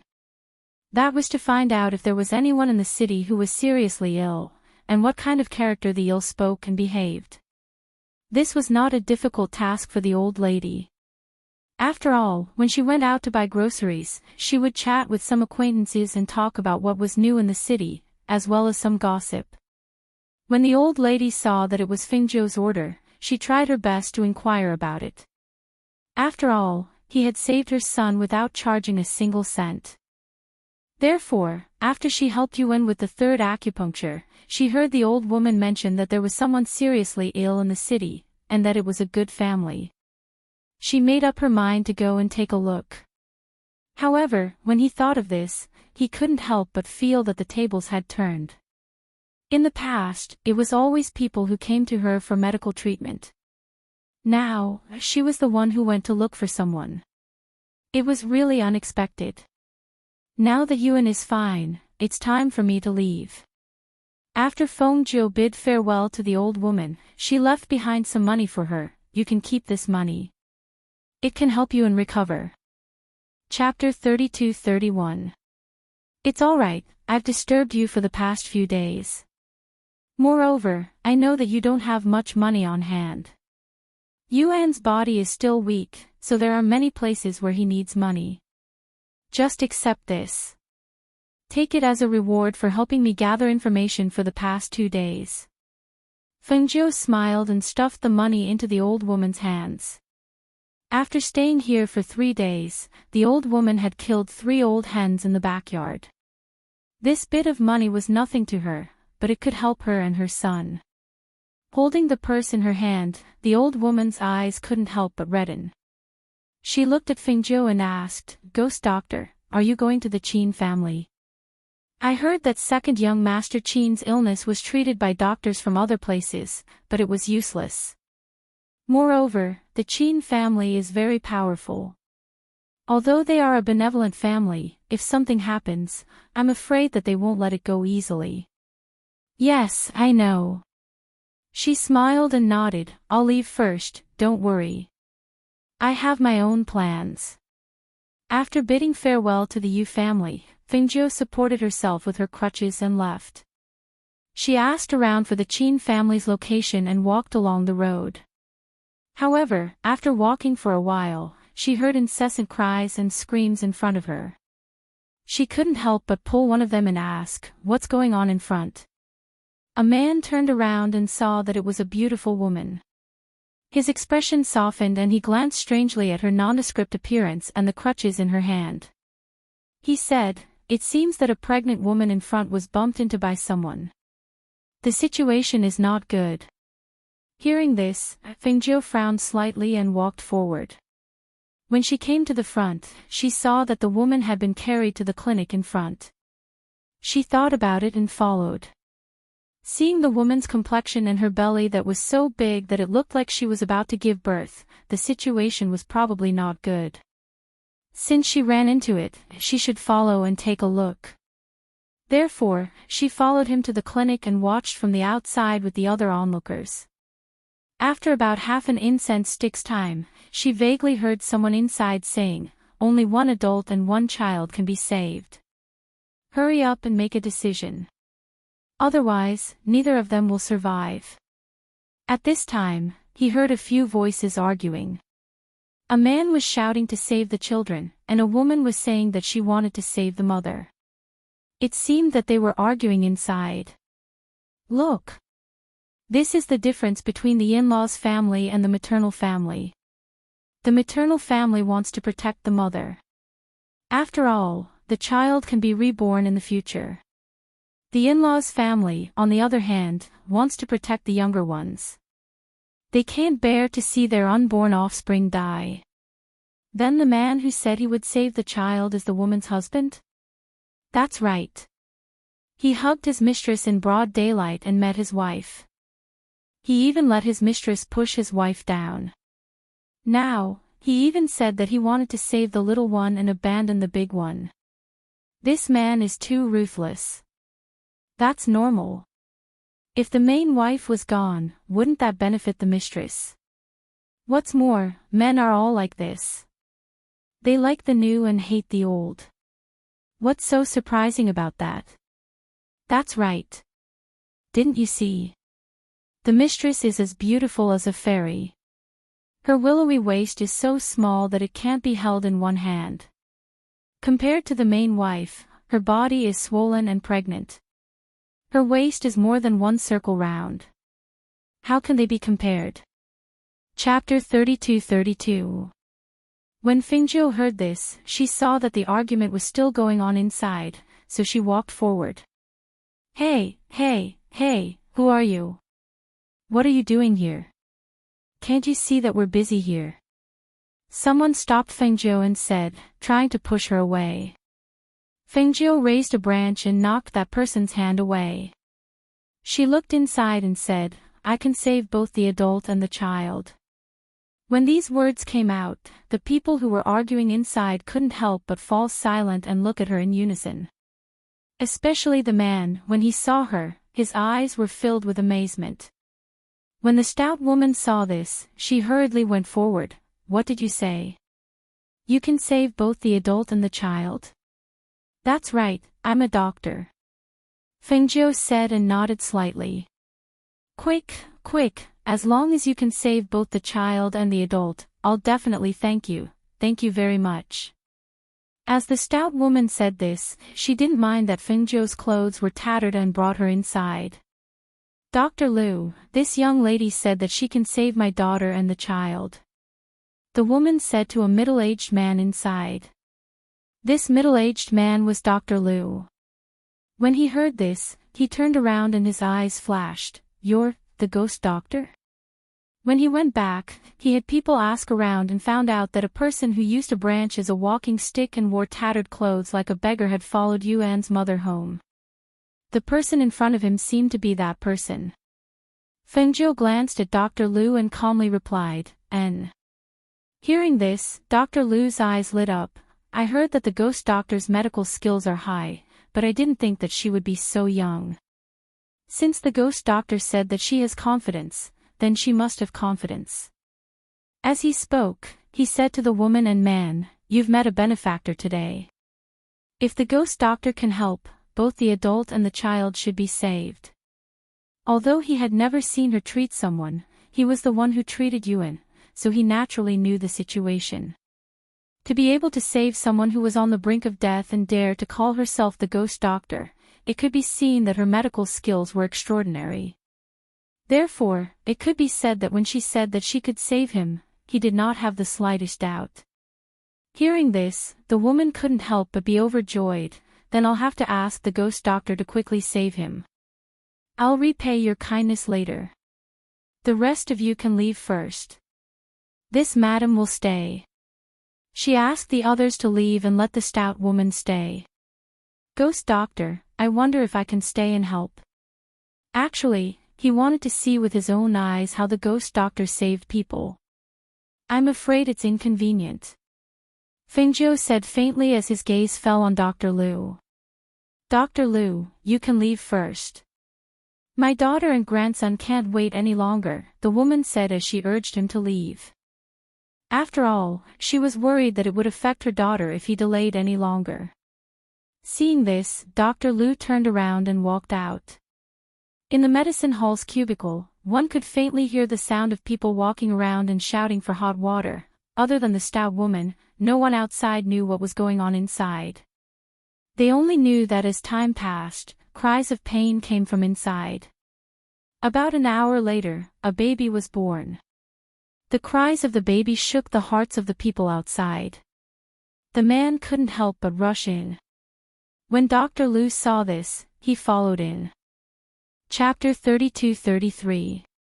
The child was born less than a month ago, so his body needs to be nursed back to health. As for this madam, she also needs to recuperate. She carried the child to the stout woman and said, there isn't anything major right now. Dr. Liu, please take care of the rest. With that, she retreated to the side, and the stout woman and man squeezed forward to see the child and daughter. Thus, no one noticed Fengzhou's departure. When they came back to their senses and wanted to thank Fengzhou again, they saw that the person who was standing at the side just now had disappeared. Dr. Liu, how is my daughter? The woman handed her grandson to the son-in-law who had squeezed forward and hurriedly asked Dr. Liu. After taking her pulse, Dr. Liu withdrew his hand and took a deep breath, saying, she is indeed fine. This was already the second time.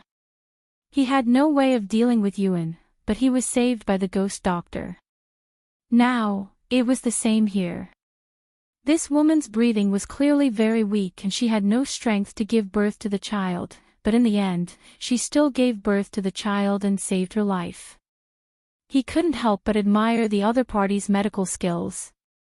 On the other side, Fengzhou, who had left, walked along the road and arrived in front of the Qin family's door. Looking at the large residence in front of her and the two stone lions squatting in front of the door, she thought for a moment before walking up and knocking on the door. Who are you looking for? The door opened a small crack, and she was surprised to see the person outside. The person outside was dressed in tattered clothes and held a walking stick in her hand, but she had an extremely beautiful face. I am looking for your family head. As she spoke, she took out a badge and handed it over. Just show this to your family head. When the gatekeeper took the badge, his hand couldn't help but tremble. He didn't have time to say anything else and hurriedly ran inside. At this moment, the atmosphere in the Qin family was gloomy and stifling. Although the Qin family was a large family in the city, the family had only married one wife. Moreover, the couple were very loving and had 2 sons and 1 daughter. Now that the 2 sons were seriously ill and helpless, the entire Qin family was shrouded in a sorrowful atmosphere. Family head, family head. The gatekeeper's voice hurriedly came from outside, causing the housekeeper waiting in the courtyard to shout, how rude. Don't you know where this is? How can you make a fuss? Butler, butler, look at this. After all, the gatekeeper was relatively young. He was so excited that he lost his sense of propriety. At this time, after being yelled at by the butler, he hurriedly handed over the badge. The butler took a look at it and couldn't help but be shocked. Hiss! Where did this come from? This was actually the badge of an alchemy saint. Not to mention that there was no alchemy saint in their city, it was extremely difficult to find an alchemy saint in other large cities. There was a strange woman outside the door. She was extremely beautiful, but she was wearing tattered clothes. She walked with a limp and held a tree branch in her hand as a crutch. After she knocked on the door, she handed this to me and said that she wanted to see the family head. The gatekeeper said excitedly, "Housekeeper, is this medicine saint very powerful? Can it save second young master?" Holding the badge, the housekeeper couldn't help but shake his hands. He quickly said, "Hurry up, invite him to the front hall and serve him well. I'll immediately go in and inform the patriarch." "Yes." The gatekeeper hurriedly went to the door and invited them in. Chapter 32-34. Hearing the steward's words and looking at the badge, Patriarch Qin's eyes shone with pleasant surprise. "Medicine saint. We have a medicine saint in our city. That's great. That's great. Madam, Heng can be saved." Hearing this, the weeping woman was startled. "Medicine saint? Where is the medicine saint?" Seeing this, the other man and girl in the room also came forward. "Madam, look." Patriarch Qin handed over the badge. "This is the medicine saint's badge. You guys stay here and take care of Heng. I'll go ahead and take a look." Saying this, he immediately strode out. At this time, Feng Jiu was sitting in the front hall and drinking tea. A maidservant was waiting on her, and the maidservant would steal glances at her from time to time. After a while, when the middle-aged man walked in quickly, she also looked at him and sized him up. At the same time, Patriarch Qin was also sizing up the person sitting in the hall. When he first saw her, he was very surprised. Although he heard from the steward that she was a beautiful young woman, he was slightly startled when he saw her tattered clothes. Now that he looked at her again, he felt even more strange. Although she was wearing tattered clothes, her temperament was extraordinary. Especially the other party's eyes, which were cold and had an intimidating light. He immediately collected his thoughts and strode forward, cupping his hands in greeting. "I didn't know that the medicine saint was coming. I didn't come out to greet you. I hope you won't blame me." Patriarch Qin. Fengjiu nodded slightly. She didn't stand up, but sat and looked at him. At this time, Patriarch Qin came forward with the badge in both hands. "Medicine saint, I'll return this badge." Fengjiu took the badge and put it away, saying, "I came this time because I heard that the Qin family is a kind family. I also heard that second young master Qin is seriously ill, so I came to take a look." Hearing this, Patriarch Qin was overjoyed. "Thank you, medicine saint. Thank you, medicine saint. Call me Ghost Doctor," Fengjiu said. She took a sip of tea and stood up. "Take me to see second young master." Yes, this way please, Ghost Doctor." He personally led the way, bringing her to the backyard. Arriving at the rear courtyard and entering the side room, Patriarch Qin hurriedly introduced to Fengjiu, "This is my wife, this is my eldest son, and this is my youngest daughter. Come, quickly greet the Ghost Doctor." "Greetings, Ghost Doctor." The three of them couldn't help but feel strange when they saw that the person who came was so young and beautiful, but her clothes were tattered. Fengjiu nodded slightly and walked forward. He came to the side of the bed and examined the man on the bed. The man on the bed was unconscious. His face was pale and bloodless, and his eyes were sunken in. His breathing was weak, as if he would die at any moment. After the examination, Fengjiu raised his eyebrows slightly and withdrew his hand in surprise. He looked at the man on the bed and said to the people beside the bed, "Second young master is not sick." Hearing this, the Qin family members were stunned, especially Mrs. Qin, who couldn't help but say, "Not sick. How could he not be sick when he was already so sick?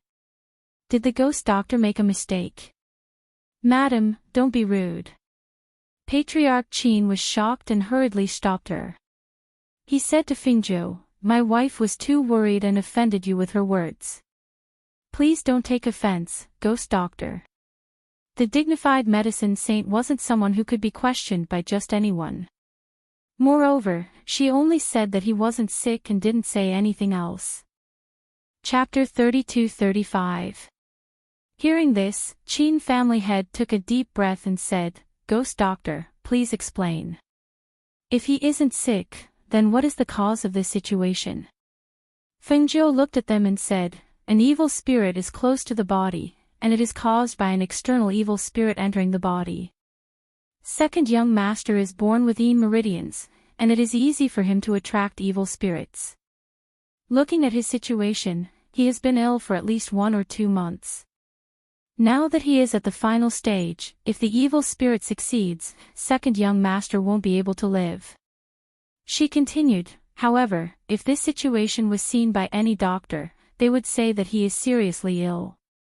However, no matter what medicine they use, it is very difficult to treat the illness. Then what do we do?" The woman was stunned. Looking at her son on the bed, she rushed forward and was about to kneel in front of Fingzhou. "Ghost doctor, I beg you, please save my son. I beg of you." Fingzhou helped her up and said, "Madam, there is no need to be anxious. I am here today to save him." "Ghost doctor, is there anything we can do?" Qin family head asked. He only knew that his second son had been weak and sickly since he was young, but he didn't know that he was born with meridians. Born with meridians. So many people couldn't find out, but the ghost doctor in front of him knew. He really didn't know where she came from. Why did she come to his Qin family to save him?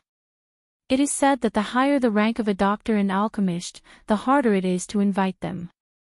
"You are so powerful, why did you come to my house?" The young girl at the side asked the question in her heart. Her eyes were also fixed on the beautiful woman. "Don't speak nonsense." Qin family head shouted, but he also wanted to know why. Why did she come to his house?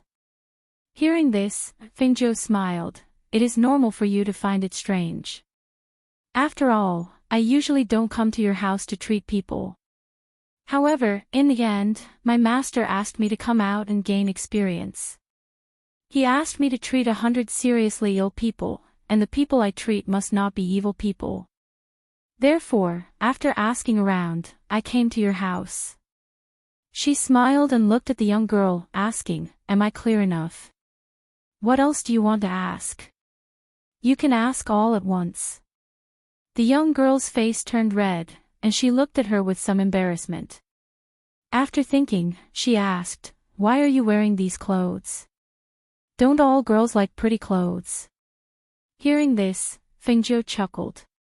"This is a treasure robe. Before I cure 100 people, this robe cannot be taken off." She paused for a moment, smiled, and continued, "Perhaps, my master thought that I was beautiful, so he purposely made me look like this to send me down the mountain." Seeing Fingzhou speak in a relaxed manner and smile, the Qin clan could not help but feel relieved. They felt that although she was a respected saint of medicine, her personality was extremely good, so they did not feel so restrained. "Let's get down to business," Fingzhou said with a serious expression. "What we need to do now is to force the evil yin qi out of his body. I'll give you a prescription. Quickly get the herbs and boil them into a medicinal bath for him to soak in." Hearing this, the man beside her hurriedly brought over a brush, ink, and paper and placed them on the table. After Feng Nine sat down, she wrote down the prescription with one hand. Looking at the words, and then at the calm and composed woman, his eyes flashed slightly. "I'll go get the herbs," the man said and quickly left with the prescription. Chapter 32-36. The fire burned under the tub, and the heat rose up. The water in the tub was so hot that it was smoking. As soon as the man was placed in, his originally pale body was scalded red. Because Patriarch Qin ordered everyone to leave, only Patriarch Qin, his eldest son, the housekeeper, and 2 servants were left in the courtyard. Looking at his son who was scalded red in the tub, Patriarch Qin's heart was in his throat. If it was an ordinary wooden tub, it would have been destroyed by the fire below. However, this tub was not made of ordinary wood, and the fire below was not burning brightly. Instead, it was half-baked from a distance. Fengjiu watched from the side. After a while, he stepped on a chair and walked to the side of the tub. He helped the second young master who was sitting in the tub remove the eviling energy from his body. After the acupuncture, the medicinal bath lasted for about 4 hours. When Fengjiu ordered people to carry the person in the tub back to his room, Patriarch Qin hurriedly ordered the servants to carry him back to his room, as if he was afraid that his son would be cooked. Fengjiu entered the room and checked again. After taking out a pill and stuffing it into his son's mouth, he asked, "Patriarch Qin, does your family have any ancient jade?" "Ancient jade?" Patriarch Qin was startled. After thinking for a while, he said, "My family's ancestors did leave behind some jade pendants, but I don't know if they can be considered ancient jade." He paused, then said, "How about this? I'll go get them for the ghost doctor to take a look." He thought that the ghost doctor wanted them. In any case, she was treating his son. If she wanted ancient jade, he could find some for her. Thus, after seeing that his son's blood and qi seemed to be better than before, he hurriedly went back to get those jade pendants and other things. In the room, only the eldest young master and Fengjiu were left. The eldest young master looked at Fengjiu, asking, "Ghost doctor, after doing this, will my second brother's body not be invaded by the eviling energy in the future?" Hearing this, Fengjiu smiled. "No, this is only to help him expel the eviling energy in his body. As for whether or not he will be invaded by the eviling energy in the future, it will depend on whether or not your father can bring back useful ancient jade." "Why is that?" He was a little surprised. He had thought that the ancient jade was what she wanted, but now it seemed that it was not the case. Some ancient jades have the effect of repelling evil spirits. Moreover, they can prevent evil spirits from getting close to them. It has the effect of protecting the body. Fengjiu explained as he picked up his walking stick and limped to the table. He poured himself a cup of tea and drank it. Not long after, Patriarch Qin came back with a tray. There were many jade pendants and other things on it. He placed it in front of Fengjiu and said, "Ghost doctor, please take a look. Is there anything you like?" Hearing this, Fengjiu was startled. He knew that Qin Fengjiu had misunderstood. He smiled and said, "Qin Fengjiu, this ancient jade is not for me. It's for second young master." She gave him a simple explanation. Seeing his enlightened and apologetic expression, she smiled. "It's just that, although these jades are quite old, they are still not good enough. Truly good jades are warm in the winter and cool in the summer. There are also warm jades that emit warmth all year round. There are also ancient jades that are extremely spiritual. These things of yours are not suitable. They are useless." She shook her head and pushed the tray to the side. Chapter 32-37. Hearing this, Fengjiu paused and pondered. This Qin clan's second young master's meridians really couldn't be suppressed by ordinary ancient jade. There wasn't even a single spirit cultivator in this place, let alone an ancient jade with spirituality. Was she expecting too much from them? "Ghost doctor! Ghost doctor!" Patriarch Qin called out to her. Seeing that she seemed to be distracted, he couldn't help but ask worriedly, "Ghost doctor, what if we don't have the ancient jade?" Fengjiu came back to her senses and looked at the anxious Patriarch Qin, saying, "I do have a piece here." She took out an ancient jade from her space. Most of the treasures in her space were obtained from others, but there weren't many pieces of ancient jade that could ward off evil spirits. However, seeing that they really couldn't take out a piece of ancient jade that could be used, she thought for a moment and erased her traces of the ancient jade before handing it over to Patriarch Qin. "String this jade up and let him wear it around his neck." The piece she handed over was around 8 trigrams jade. This was the most suitable piece of jade for the Qin clan's second young master out of all the jade she had. If she hadn't heard that the Qin clan's people were all upright people, she wouldn't have taken out such a piece of jade. Receiving the jade from Fengzhou, Patriarch Qin was shocked. He could feel the warmth of the 8 trigrams jade in his hand. Moreover, there was a spiritual aura coming from the jade. It was obviously not an ordinary jade. This, ghost doctor, this jade.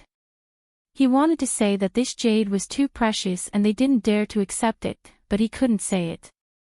If he didn't accept this jade, what would happen to his son? Finally, he took the jade and solemnly bowed to Fengzhou. 1,000 words aren't enough to express my gratitude at this moment. Ghost doctor, thank you. Fengzhou waved her hand and didn't say anything else. He had someone string the jade up and put it around second young master Qin's neck. Then, he looked at Fengzhou and asked, Ghost doctor, is this okay? Fengzhou replied, set up a soft bed here. I'll rest here tonight. This. Patriarch Qin was a little hesitant. He glanced at his eldest son and said to Fengzhou, Ghost doctor, I have already ordered people to prepare a room for you. Ghost doctor is our Qin clan's great benefactor, how can you rest on a soft bed? Fengzhou smiled. Whether or not second young master can get through this ordeal depends on tonight. I'll be here to guard him. If Patriarch Qin feels apologetic, you can send someone to prepare some food for me. Hearing this, the eldest young master of the Qin family immediately said, since that's the case, I'll get the kitchen to prepare. The ghost doctor can rest here for the time being. Saying this, he bowed and left first. Everyone in the room retreated, leaving only a soft bed for Fengzhou to rest on. While she was resting, the people in the kitchen prepared a sumptuous meal to entertain Fengzhou. At the same time, because of the words of some elders in the clan, Patriarch Qin secretly sent people to the city to inquire about Fengzhou's origins. At the same time, because he received her ancient jade, he was discussing with some elders in the clan to compensate her with something. Chapter 32-38. Are you talking about medicine or something like that? Patriarch Qin looked at one of the elders and hesitated before saying, I'm afraid that we can't take out any rare medicine. I think that the ghost doctor isn't an ordinary person. I'm afraid that she won't be interested in our things. In my opinion, it's more convenient to give crystal stones. One of the elders said and looked at the others. What do you all think? That's a good idea, but isn't this too direct? How can it be? No matter where it is, money and crystal stones are the most common. I think it's best to give this. Thus, the few of them discussed and finally decided to prepare some crystal stones for Fengzhou.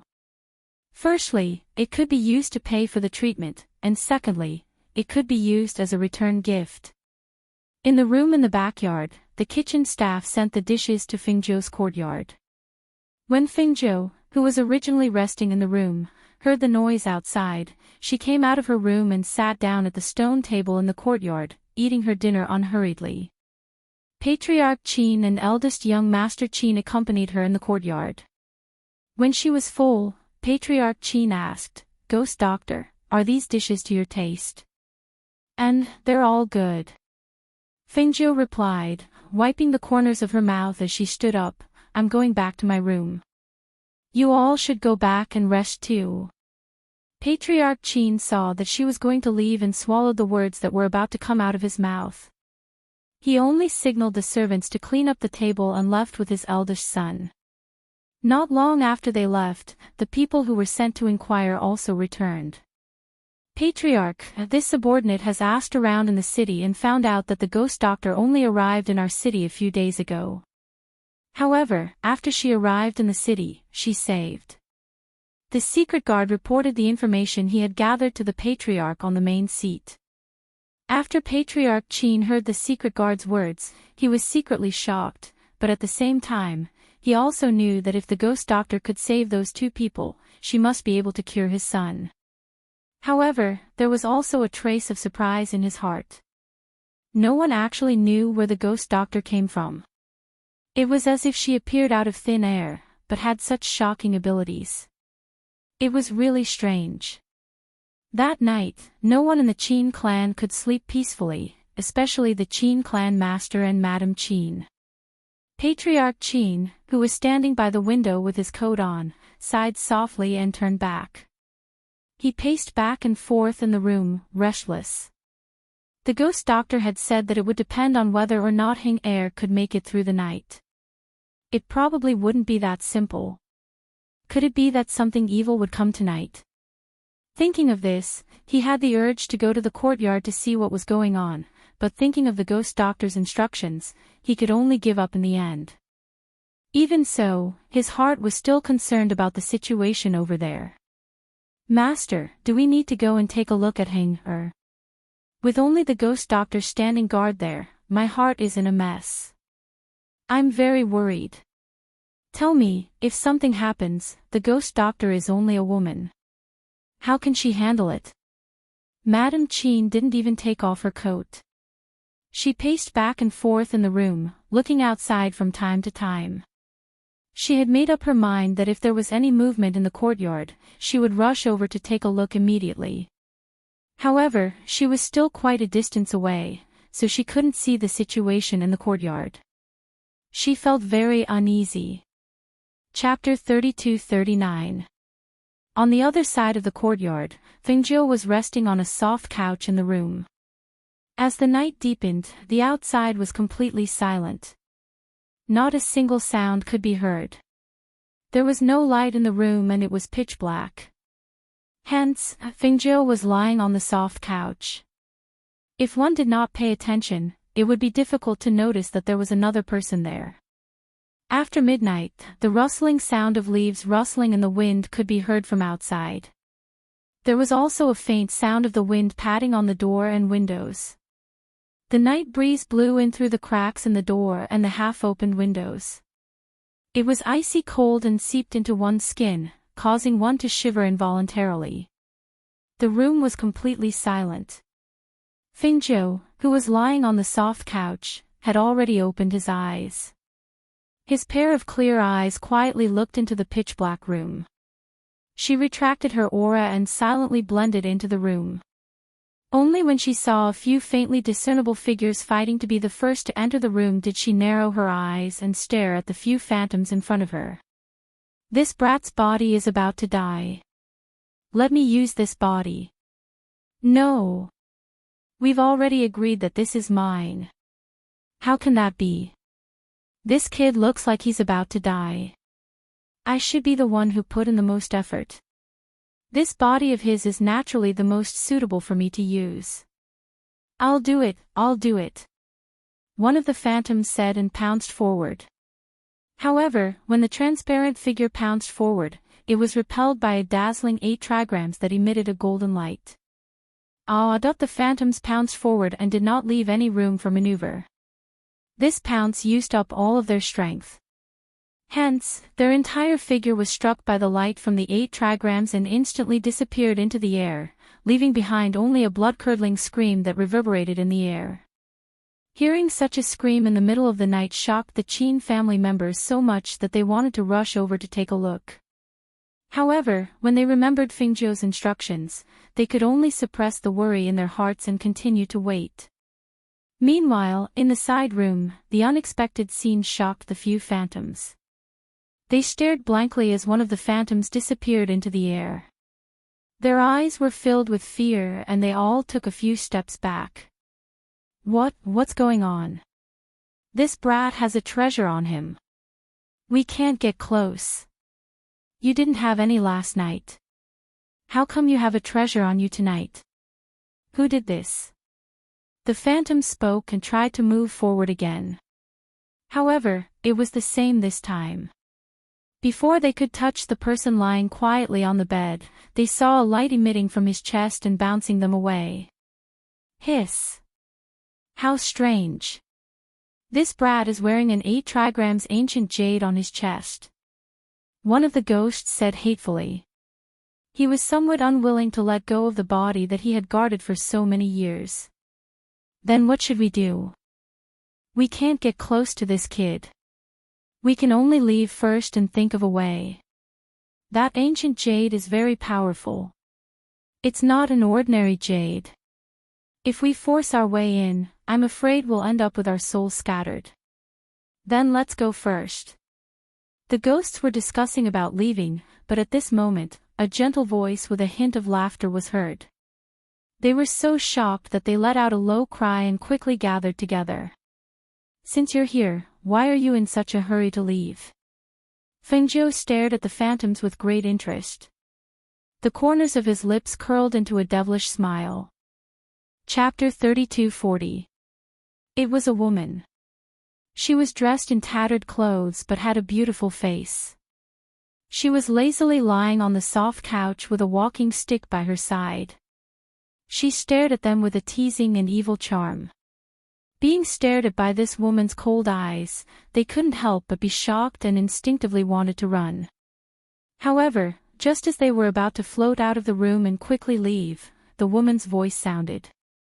She slammed the walking stick in her hand on the ground and a soul-binding array appeared on the ground, trapping them inside. Since you're here, do you think you can still escape? Fengjiu narrowed her eyes and stared at the ghosts. Ah! Let us out. Who are you? We have no enmity with you. Why do you want to harm us? Hearing the ghost's cries, Fengjiu chuckled and picked up the gourd that her sister, Wanyan Qianhua, gave her. She twisted the lid open and pointed the mouth of the gourd at the ghosts. You can only blame yourselves for being ghosts. Instead of staying where you should be, you came out to bring disaster to the world. It would have been fine if I hadn't met you, but since I've met you, how can I not deal with you? As soon as she finished speaking, spiritual power surged from the gourd in her hand, and a powerful suction force suddenly sucked the ghosts into the gourd. As the ghosts were cleaned up, the cold aura in the room seemed to silently dissipate. She shook the small gourd and put it on her waist. After glancing at the soul-binding array on the ground, she formed a seal with both hands and removed the soul-binding array on the ground. She finished all this in less than the time it took for a stick of incense to burn. She lit up the lamp in the room. When the lamp lit up, she was surprised to see that the person who was supposed to be asleep on the bed had already woken up and was looking at her with his eyes wide open. Awake? Fengjiu raised her eyebrows in surprise. You saved me. Second young Master Qin looked at the strange woman. He wanted to get up but found that he had no strength. He could only ask, Who are you? I'm your savior. Fengjiu said as if she was telling the truth. She limped forward and sat down beside the bed. She reached out and naturally felt his pulse. Yes, your vitality has recovered a lot. Your pulse has also become stronger. Most importantly, the evil aura in your body has dissipated. I estimate that you should be fine after soaking in the medicinal bath again. As Fengjiu spoke, she withdrew her hand and saw him looking at her in a daze. She asked, What? Do you still have something to ask? Who are you? Second young Master Qin asked. He felt that this woman was very strange.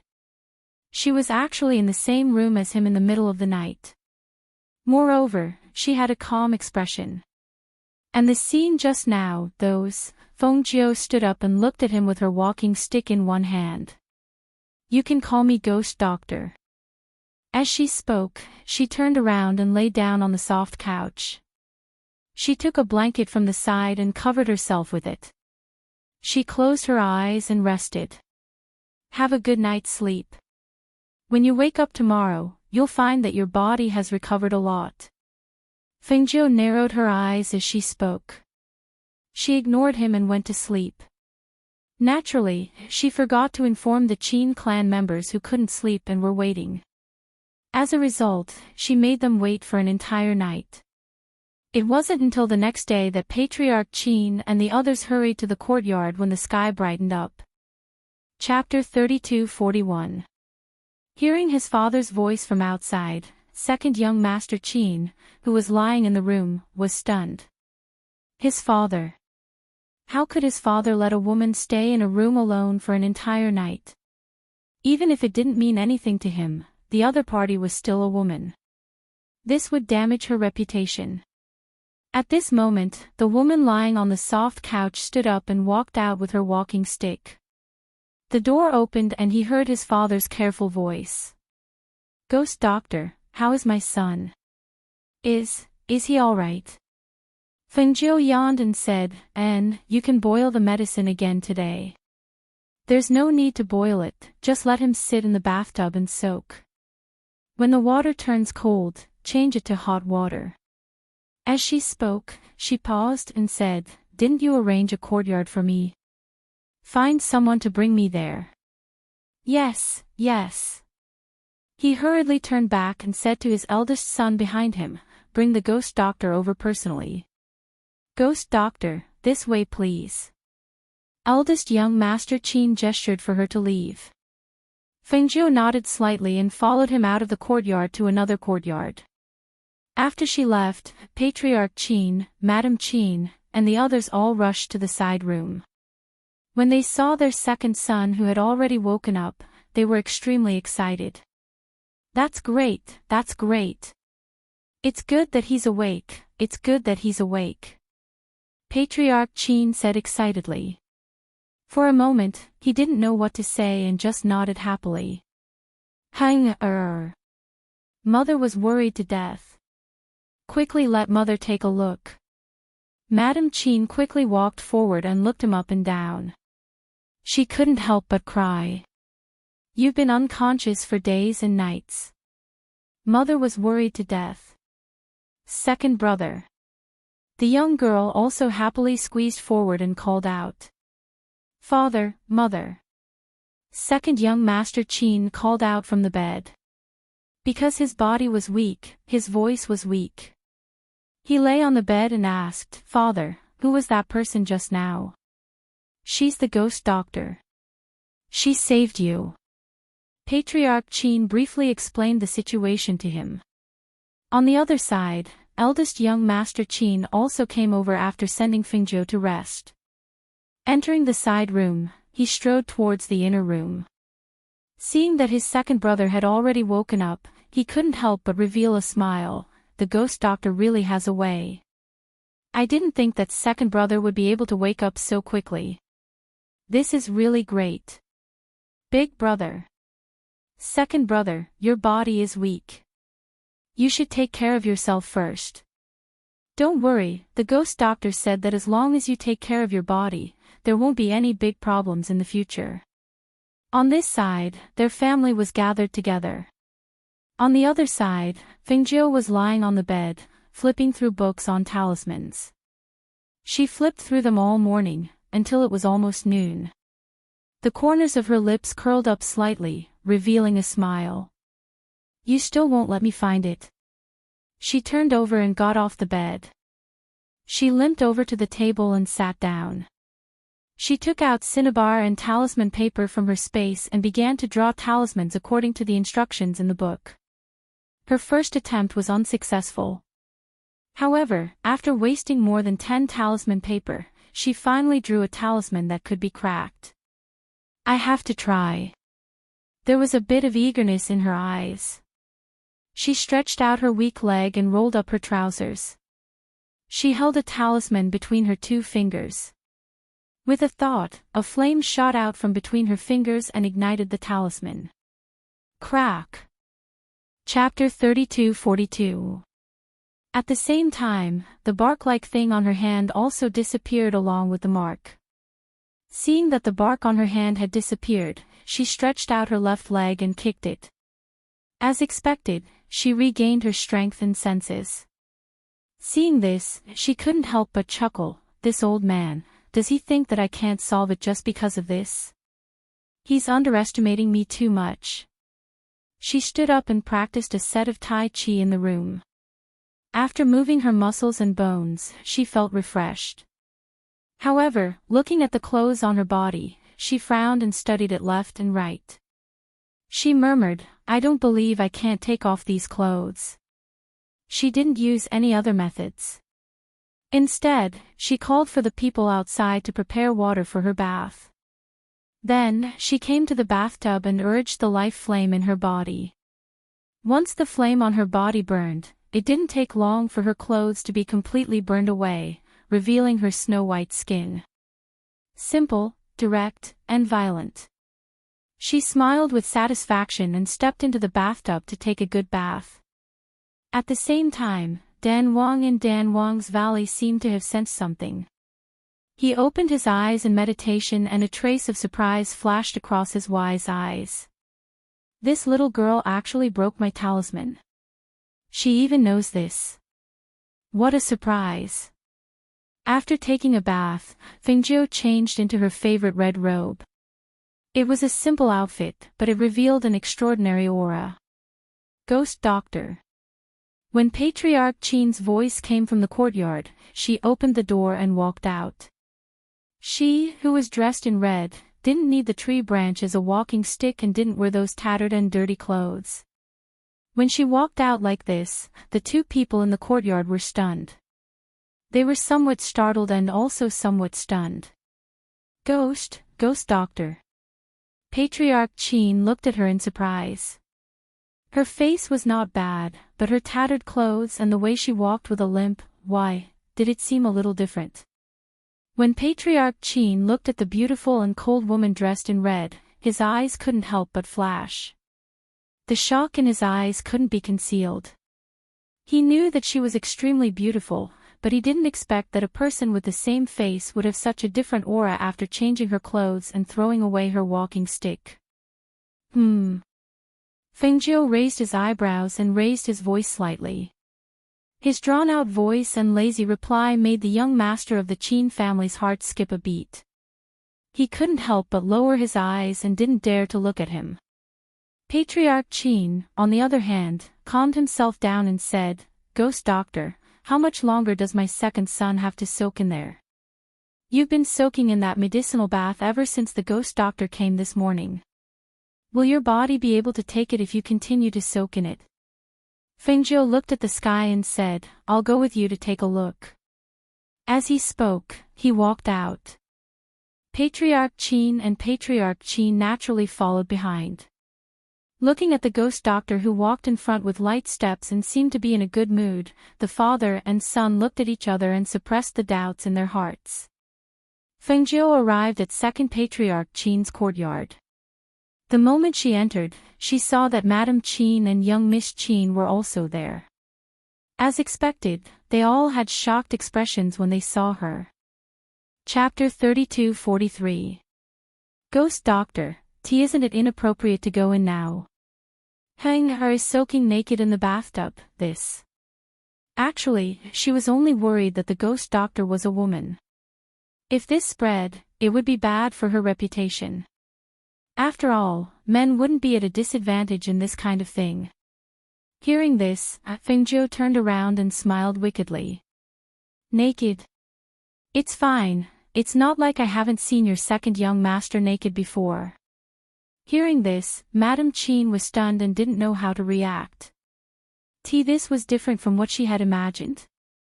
The Qin father and son who followed behind were also stunned when they heard this. However, thinking that the Ghost Doctor wasn't an ordinary person, they didn't say much and just let the people in the courtyard leave first. Help your mother back to rest. We'll take care of things here. Patriarch Qin instructed his youngest daughter and indicated for them to leave first before walking inside. Inside, Fengjiu walked towards the bathtub. Seeing second young master Qin sitting in the bathtub, his face flushed red.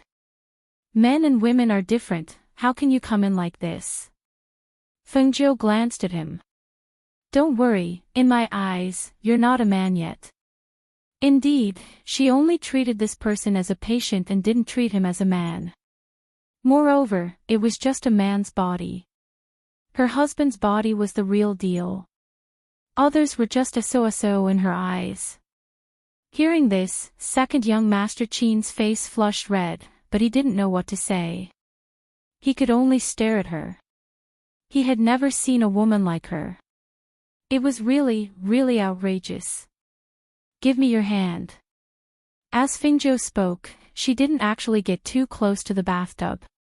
Instead, after second young Master Qin extended his wrist, she checked his pulse and then nodded. Alright, you can get up now. I'll get someone to boil some medicine for you to drink later. You'll be fine after you nurse your body back to health. As she spoke, she walked out without looking at the person in the bathtub. Patriarch Qin and eldest young Master Qin, who had just come in, looked at each other. One of them went out, and the other went forward to help their younger brother out of the bathtub. They then called for someone to come in and help him to the bed to rest. Patriarch Qin. Fingzhou sat down at the stone table in the courtyard and looked at Patriarch Qin, who had followed him. Yes, what orders does the ghost doctor have? Patriarch Qin hurriedly stepped forward and asked. Patriarch Qin, there's something I need your help with. Fingzhou looked at him and said. Hearing this, Patriarch Qin hurriedly said, Ghost doctor, feel free to ask. As long as it's something I can do, I will definitely not decline. Fingzhou nodded and said, I want to temporarily stay in your residence for a period of time. In addition, help me spread the news that those who suffer from incurable diseases can come to my residence to seek treatment. However, there are a few points that need to be made clear. She paused and looked at him. First, I won't treat those who are not dying. Second, I won't treat those who are evil and not righteous.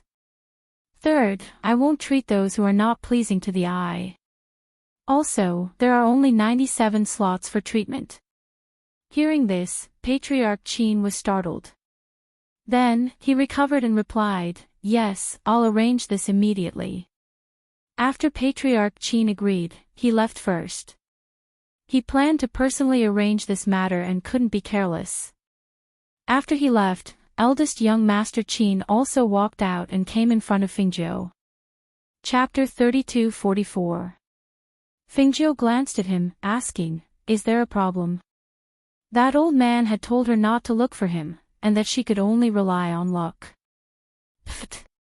If she really relied on luck, then how long would she have to stay here? Furthermore, the matter she had asked Master Qin to do was not for her to look for the patient, but for the patient to look for her. She still had a choice. Meeting that pair of eyes, his heart shook, and he couldn't help but lower his gaze. No problem, I'm just a little curious.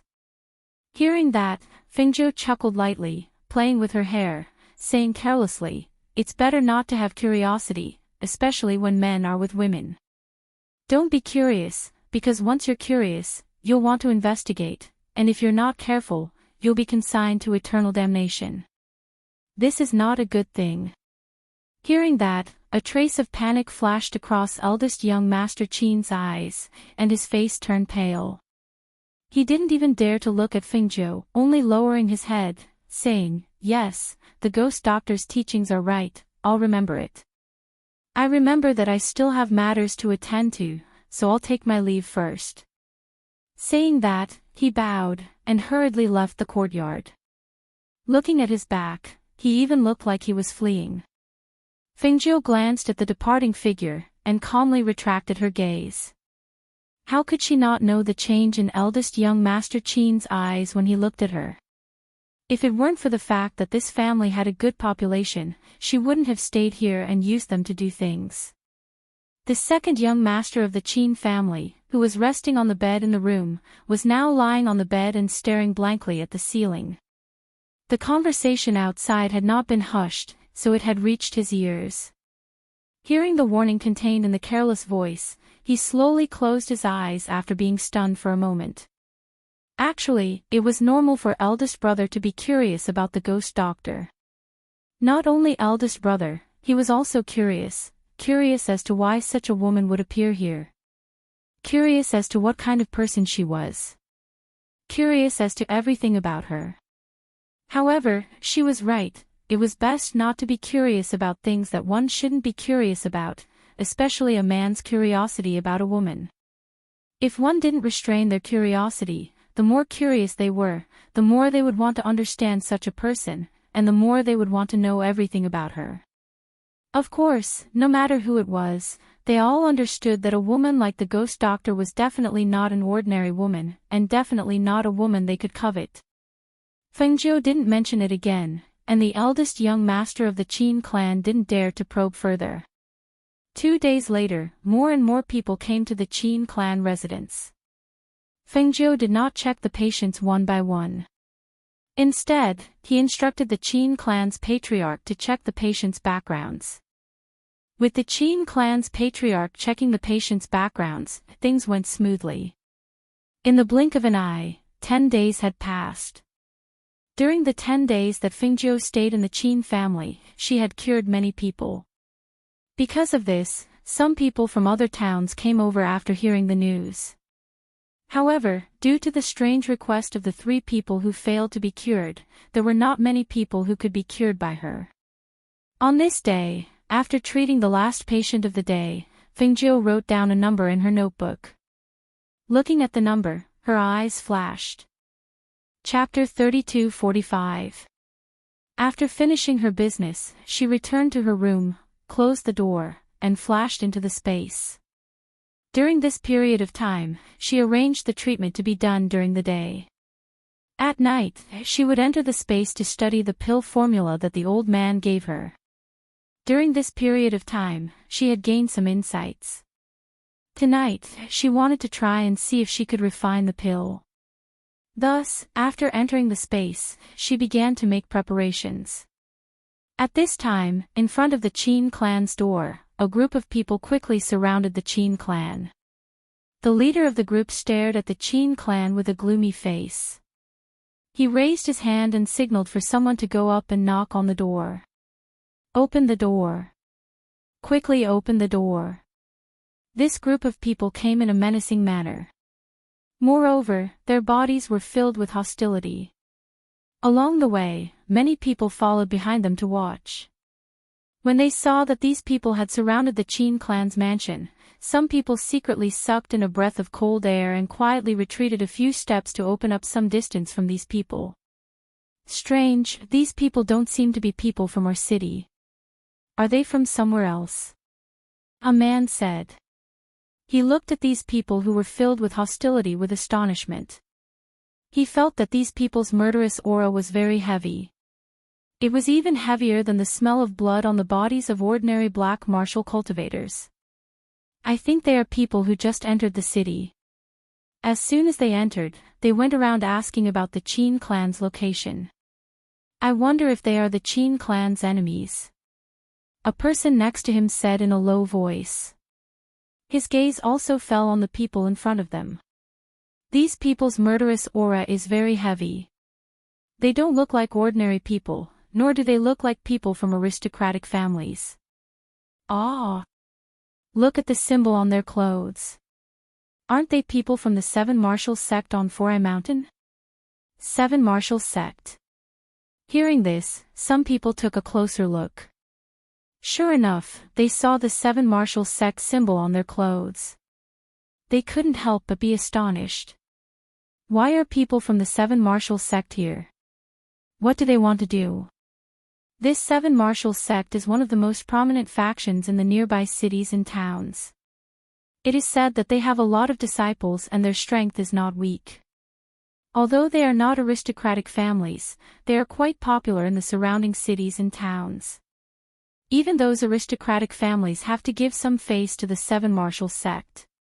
Now that they have found trouble with the Qin family, in my opinion, the Qin family will be in trouble. The Qin clan is a kind and benevolent person. Usually, they didn't offend anyone. Now that the 7 Martial sect's people suddenly came, could it be that they came for the ghost doctor who lives in the Qin mansion? Targeting the ghost doctor. Everyone looked at each other and said, that's not impossible. After all, how many days has it been? The ghost doctor's name is well known here, maybe they want to ask the ghost doctor to treat their illness. See a doctor. This is not the way to treat a patient. While everyone was discussing in low voices, the knocking on the door was also abnormally loud. The sound of knocking was accompanied by shouts. Not long after, the door opened and a person poked his head out. When he saw the situation outside, he couldn't help but be shocked. What's going on? The gatekeeper asked with a trembling voice. Looking at the people outside who were menacing, he couldn't help but shrink his neck. However, when his gaze fell on the two people in the front, his eyes couldn't help but shrink. People from the Seven Marshals sect. Why are people from the Seven Marshals sect here?